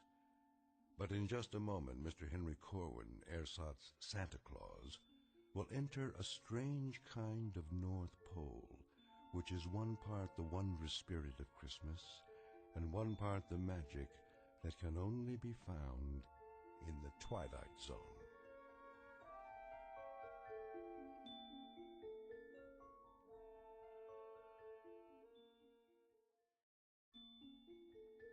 And now, The Twilight Zone, and our story, Night of the Meek, starring Chris McDonald, with Stacy Keach as your narrator.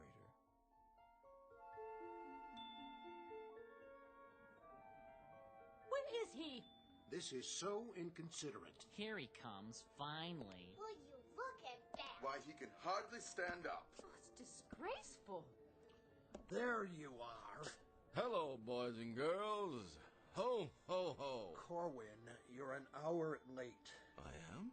1 hour and 9 minutes to be exact. Can you beat that? Now, I advise you to get up on your throne without further ado. I'm going.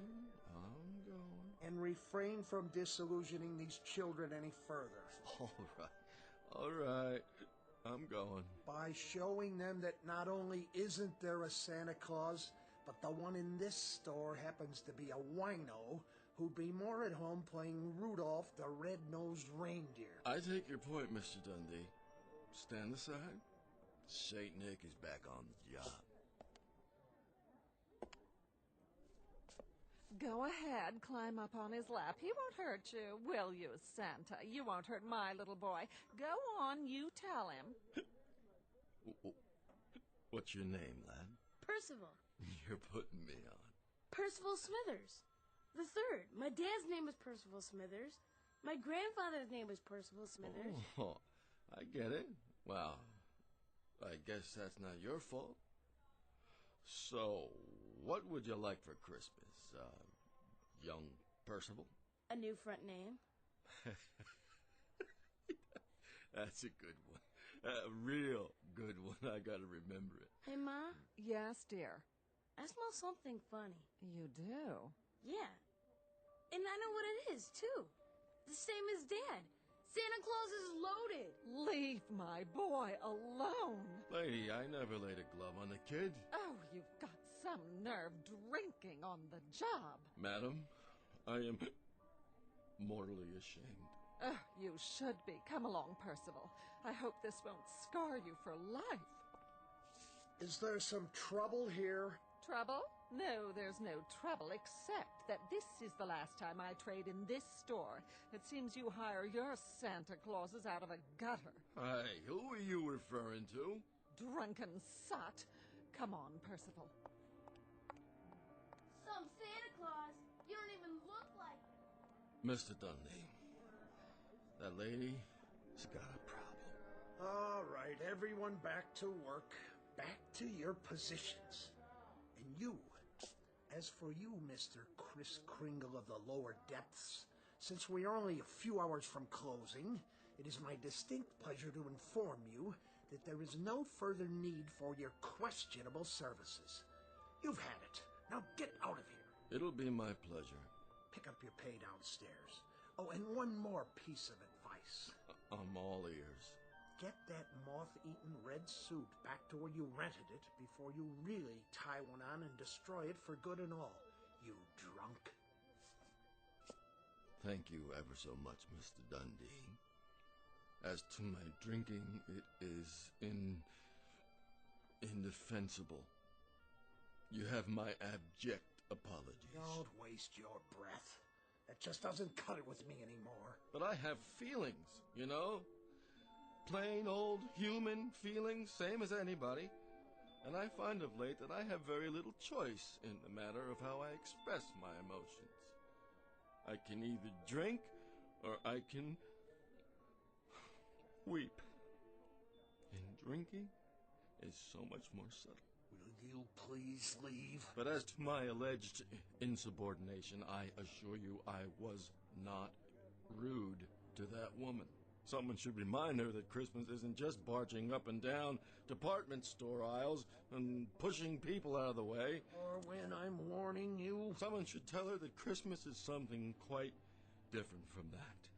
It's richer and finer and truer, and it should come with patience and love and charity, compassion. That's what I would have told her. Had she given me the chance. My, how philosophical, Mr. Corwin. Perhaps, as your parting words, you can tell us how we go about living up to those grand Yule standards which you have so graciously laid out for us. I don't know how. I wouldn't know how to explain it, especially to you. All I know is that I am an aging, purposeless relic of another time and place. A different way of life. And now, I don't know how it happened, but one day I woke up and found myself living in a dirty rooming house on a street that's filled with hungry kids and shabby, scared people. Good people. Where the only thing to come down the chimney on Christmas Eve or any other day of the year is more poverty. Keep your voice down. And if you must know, another reason I drink is so that when I walk up and down the tenements, I can think to myself just for a little while that they really are the North Pole, and the children are elves, and I'm really Santa Claus, bringing a bag of beautiful things for all of them. Every last one. That's enough out of you. I wish, Mr. Dundee, on just one Christmas, only one, that I could see some of the hopeless ones, the dreamless ones. On just one Christmas, I'd like to see the meek really inherit the earth. So that's why I drink, Mr. Dundee, and that's why I weep. Who is that guy? Never heard anyone talk to Mr. Dundee like that. Never heard anybody talk like that.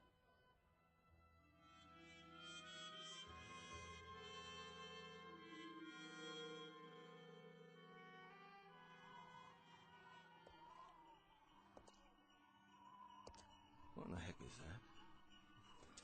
Sleigh bells? Yeah, sure it is. Better get home and sober up. Could have sworn I heard...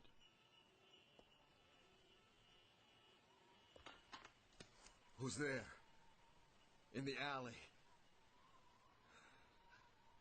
Stop hiding behind those garbage cans. What are you afraid of? Come out so I can see you. Oh. Give a start there, kitty. I gotta get sober. Look at the mess you've made.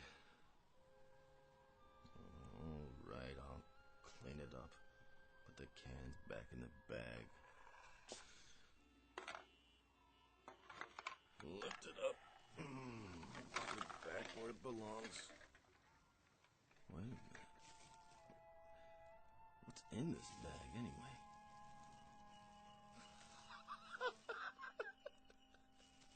Oh, I don't believe it. It can't be. It flat out can't.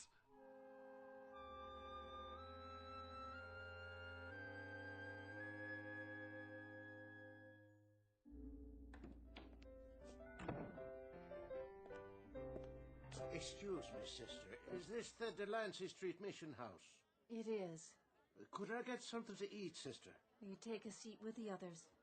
Have yourself a nice cup of coffee. Oh, sure. Dinner will be served after the sermon. Gotcha. Okay. Thank you, sister. God bless you. Have a seat. At least the coffee's hot. Sit down and take a load off. The sermon ain't so bad. No, it don't take long. Here's a chair. Don't mind if I do.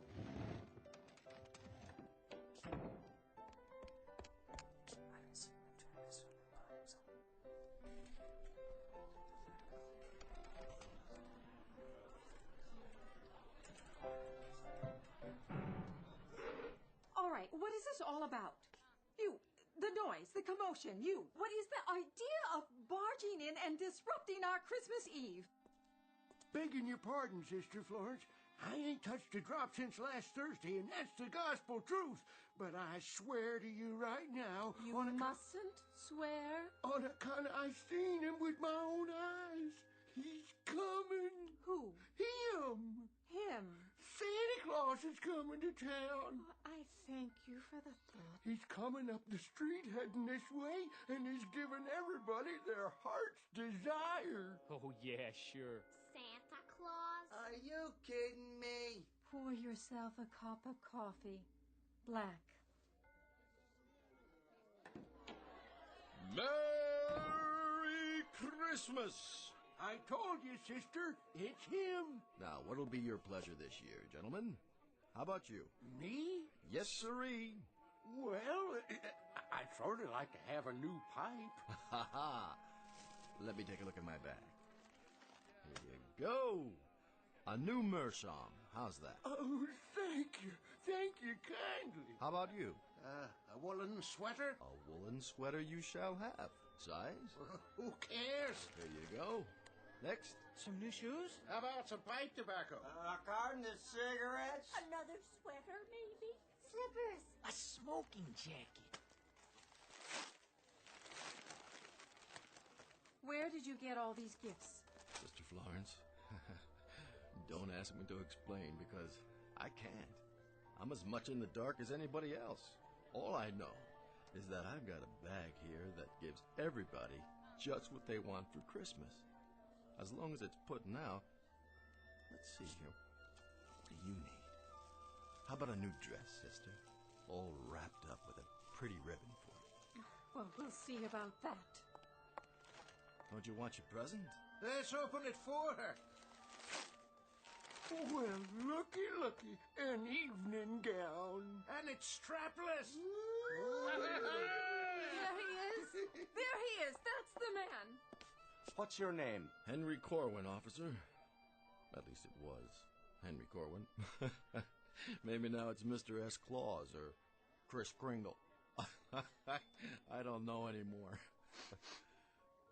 You're drunk, Corwin. Is that it? Naturally, I'm drunk. I'm drunk with the spirit of the Yule. I'm intoxicated with the wonder that is Christmas Eve. I'm inebriated with joy and with delight. Yes, officer, I am quite indubitably drunk.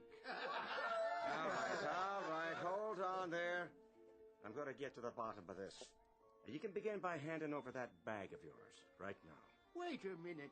You got no call. The bag, or I'm placing you under arrest. You can't arrest Santa Claus. I sure can.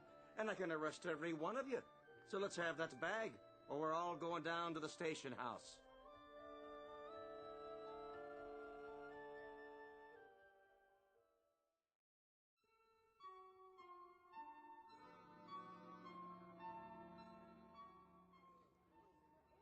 You hard of hearing?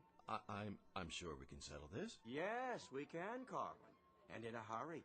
I'd like to see just one little thing. And that would be? Show me the receipt for all this stuff. Right now. The receipt? You heard me. Of course you've got a receipt. Well, go on, Henry. Show it to the policeman. Sure, you got one, ain't you? I'm afraid that's the one thing I don't have in this bag. Sister Florence. Yes, officer. Collect all the stolen goods. What stolen goods? Put them in a pile over there. I'll see that they get claimed after I find out where he took the stuff from. Gladly. Come along, Santa. But you don't understand. Move.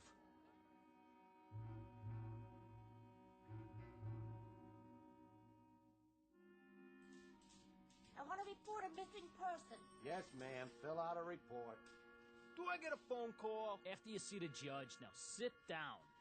Can you take these handcuffs off? Here we are. And here he is. And there you are, Mr. Dundee. Sit down, Corwin. And there that is. All the goods you've stolen. How nice to see you again. And how nice it will be to see you, my wistful St. Nicholas, going up the river. Do you suppose he could get as much as 10 years, Officer Flaherty? 10 years? Ah, don't look good, Corwin. Of course, they might lop off a few months if he was to tell us where the rest of the loot is stashed. The rest of it? You think there's a storehouse of some kind where I go to replenish it? Well, ain't there? Why, he may have been looting and pilfering for years. Now I understand. That's why he takes this job every December. He's been giving away stuff for 2.5 hours. Must have a whole warehouse full of it. I'm glad you brought that up, officer. There's a little discrepancy here. Little discrepancy? Is that what you call it? Between this bag and what came out of it, did anybody see me go somewhere to fill it up? Because if they did, they're lying or deluded. All right, you speak when you're spoken to, Corwin. I'm just trying to clear this up. Listen, you moth-eaten Robin Hood. The wholesale theft of thousands of dollars worth of goods is not a simple discrepancy. I wondered where my inventory went, and now I know. Let's take a look in the bag, shall we? You go right ahead, sir. Be my guest. Though I can tell you right now, Corwin, that this whole affair has come as no surprise to me. I perceived that criminal glint in your eyes the very moment I saw you. I'm not a student of human nature for nothing. I've personally spotted hundreds of shoplifters in my store over the years. I'll bet you'd try it, if you were any good at it. Quiet. And I can tell you that you fit the profile to a T. Then why did you hire me in the first place? Oh, an act of Christian charity on my part. I try to do for you people. What people? And this is the thanks I get. Maybe if you tried hard enough, I wouldn't need a bag like this. All right, enough already. Mr. Dundee, you go ahead and you check in the bag. Believe it or not, I got other cases to handle here tonight. It will be a pleasure to achieve satisfaction. To catch him red-handed, as it were. Well, suit yourself, Mr. Dundee. Go ahead. Reach right in. Who let that cat in here? It was in the bag under all this... We'll be adding cruelty to animals to the charges now. Under what? Coffee grounds and empty tin cans? Looks like garbage to me, wouldn't you agree? He must have switched it. Where's the real bag? Mr. Dundee, you seem to have, put your finger on the problem. All your fingers, it looks like. Messy, isn't it?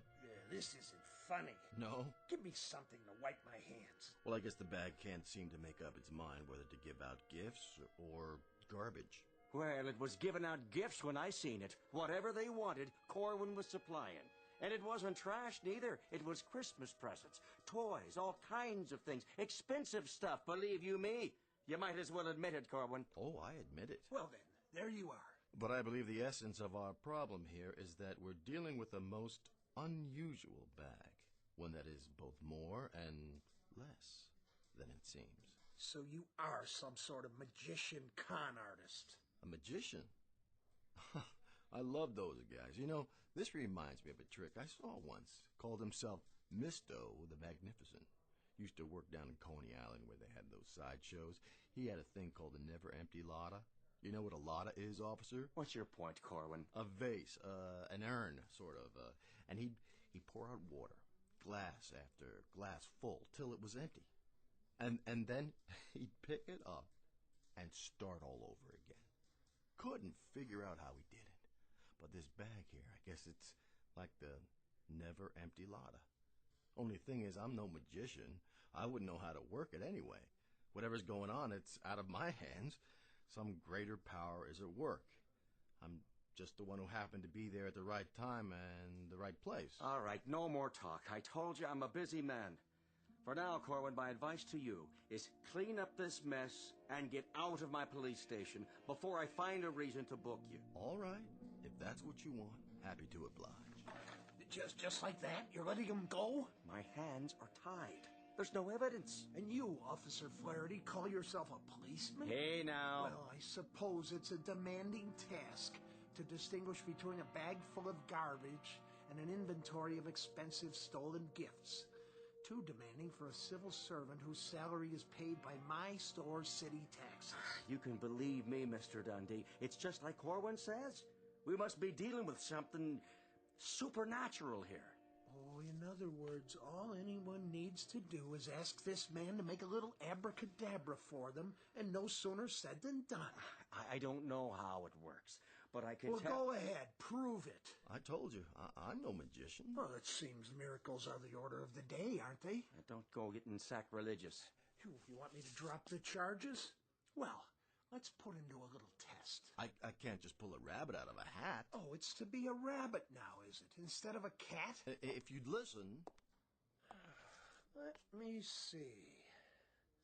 I fancy...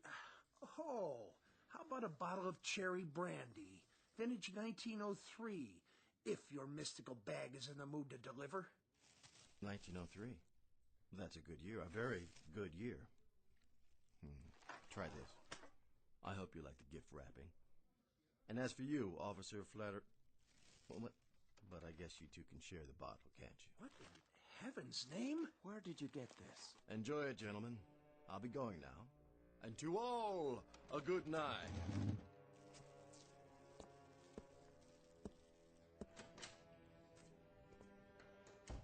Well, let me open that package for you. You go right ahead. No telling what's inside.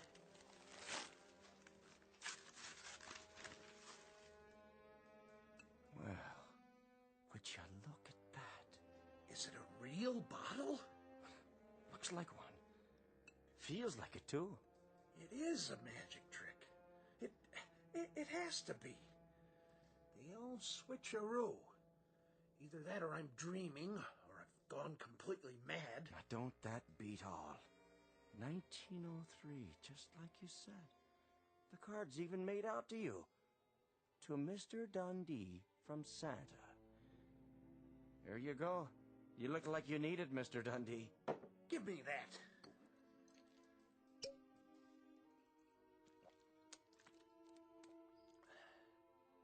I don't believe it. It's cherry brandy. And a very fine one, I might add. Just one more thing. Yeah? Would you mind terribly much passing the bottle before it's empty?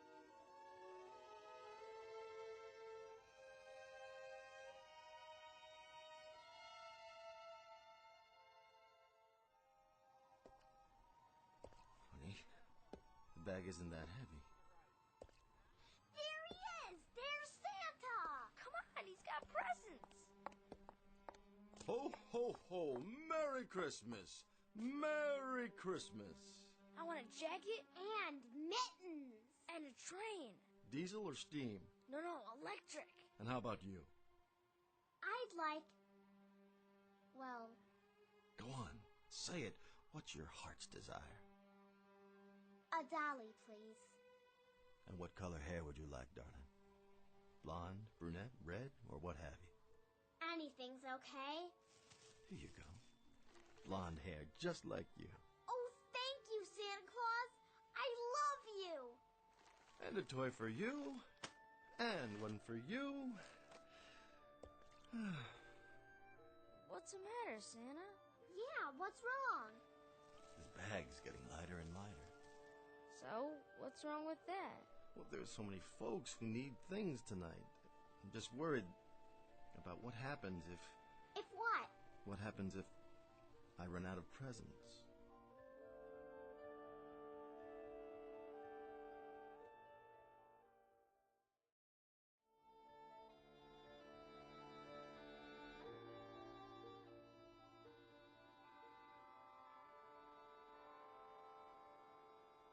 There it is. Midnight. Could have guessed it. Am I the last one? You are. Last present in this bag. If someone else needs it... Go ahead. I got mine already. Well, if you're sure it's all right. I don't see anybody else around, do you? No? Then here you go, ma'am. It's all yours. Thank you so much. I hope it's something you can use, my dear. Oh, it is a beautiful new blanket to keep out the cold. Thank you so much. Don't mention it. Yep, looks like your bag's empty, all right. That it is. So, what are you gonna do now? Oh, I'll go on home, I guess. Nothing left to do. good idea. How about you, old fellow? Me? I can find lots of good places to sleep tonight, only this time I got these great big old socks you give me to keep me warm. Hope they fit. Oh, they're gonna fit just fine. Oh, hey, Santa. Oh, can I call you that? I might as well. One last time. I kind of like it. I was thinking... That can be dangerous, my friend. Well, it just ain't right. What isn't? What do you get out of it? Well, don't worry about me. I have had the best Christmas of anybody, ever. With nothing for yourself? Not a single thing? Just the best Christmas since the beginning of time. Their faces, the look in their eyes. Do you know something? I can't think of anything I want. Not a single thing. Aw, quit joshing me. I'm serious. When I look around, I think the only thing I ever wanted was to be able to do something like this. To be the biggest gift giver ever. So folks would feel a little bit better, at least for a while. And in a way, I've had that tonight. A real pleasure. I'm just sorry it has to end. Sure, but you could use something. Well, if I did have a choice, any choice at all of a gift. Go on, you're entitled. I guess I'd wish I could do this every year. Now, that would be some kind of gift, wouldn't it? Lot of work, though. It'd be worth it. That'd sure be something. Oh, you take her easy now. God bless you, and a Merry Christmas. Merry Christmas to you, Santa.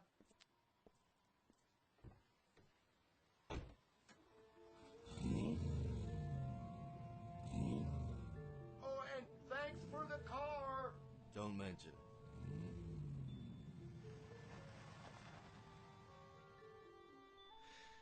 Whew, am I beat?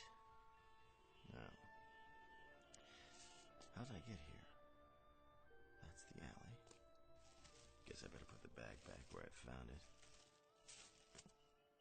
What's all this? Looks like somebody's throwing out their Christmas decorations already. That's no decoration. That's your sled. Yeah, sure. A sled and a reindeer right here in the alley just for me. Somebody sure made the eyes look real. He is real. Yeah, about as real as you are, little fella. Little fella? We've been waiting for you. And I suppose you're gonna tell me you're a real elf, too. I sure am. We've been waiting for you to come back. Say, where did you rent your costume? I never saw one look that good. Pointed hat, turned up toes. Costume? I made this myself, by hand.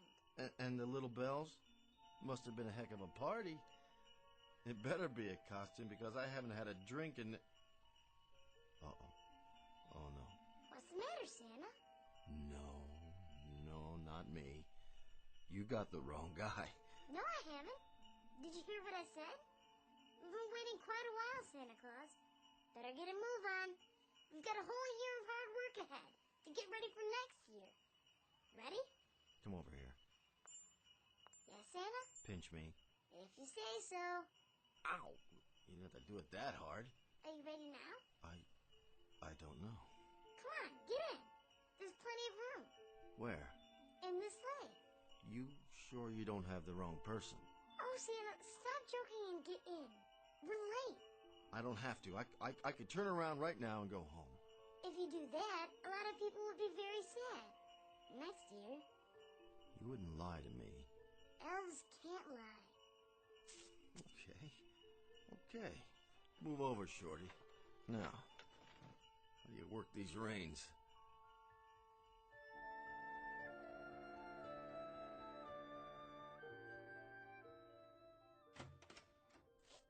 Good night, Officer Flaherty. Night, Mr. Dundee. So long, fellas.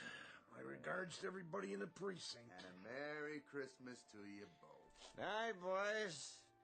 See you all in the morning. Watch yourself out there. It's mighty cold.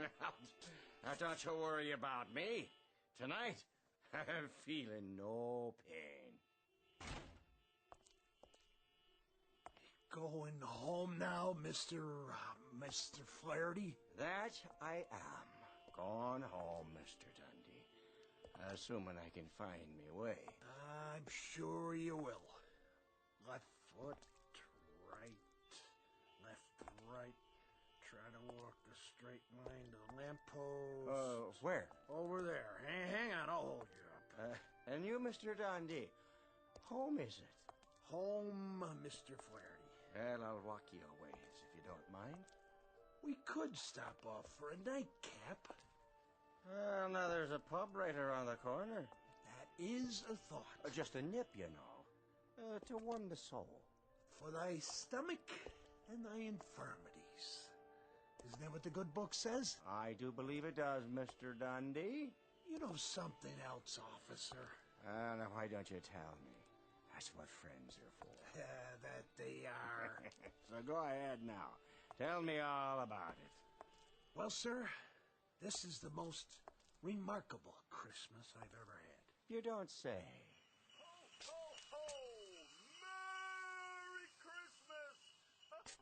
Flaherty, did you see it? Did you?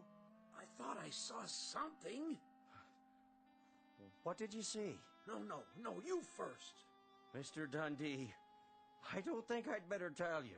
You'd report me for drinking on duty. But you're not on duty. True. Go ahead. What did you see?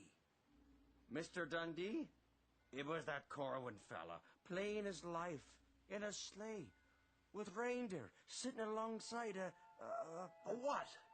One of his little helpers. So help me. All done up in proper costume. They were riding towards the sky, big as you please. One question for you. Yeah? Did we drink a whole bottle of cherry brandy back in the station house? Vintage 1903, but only one bottle. The finest I ever tasted. So I guess that's about the size of it then, isn't it, Mr. Dundee? Flaherty, you better come on home with me. We'll make some hot coffee. Yeah, and pour a little whiskey in it.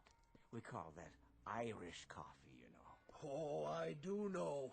And then we'll talk some more about all this. Sort it out. What is there to say? If a man can't believe his own eyes, what can he believe? Then, well, thank God for miracles, Mr. Flaherty.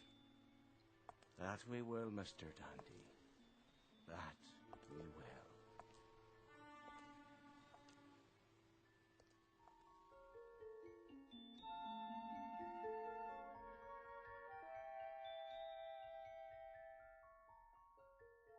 A word to the wise, to all the children of our times, whether their concern be pediatrics or geriatrics, whether they crawl on hands and knees and wear diapers, or walk with cane and comb their beards.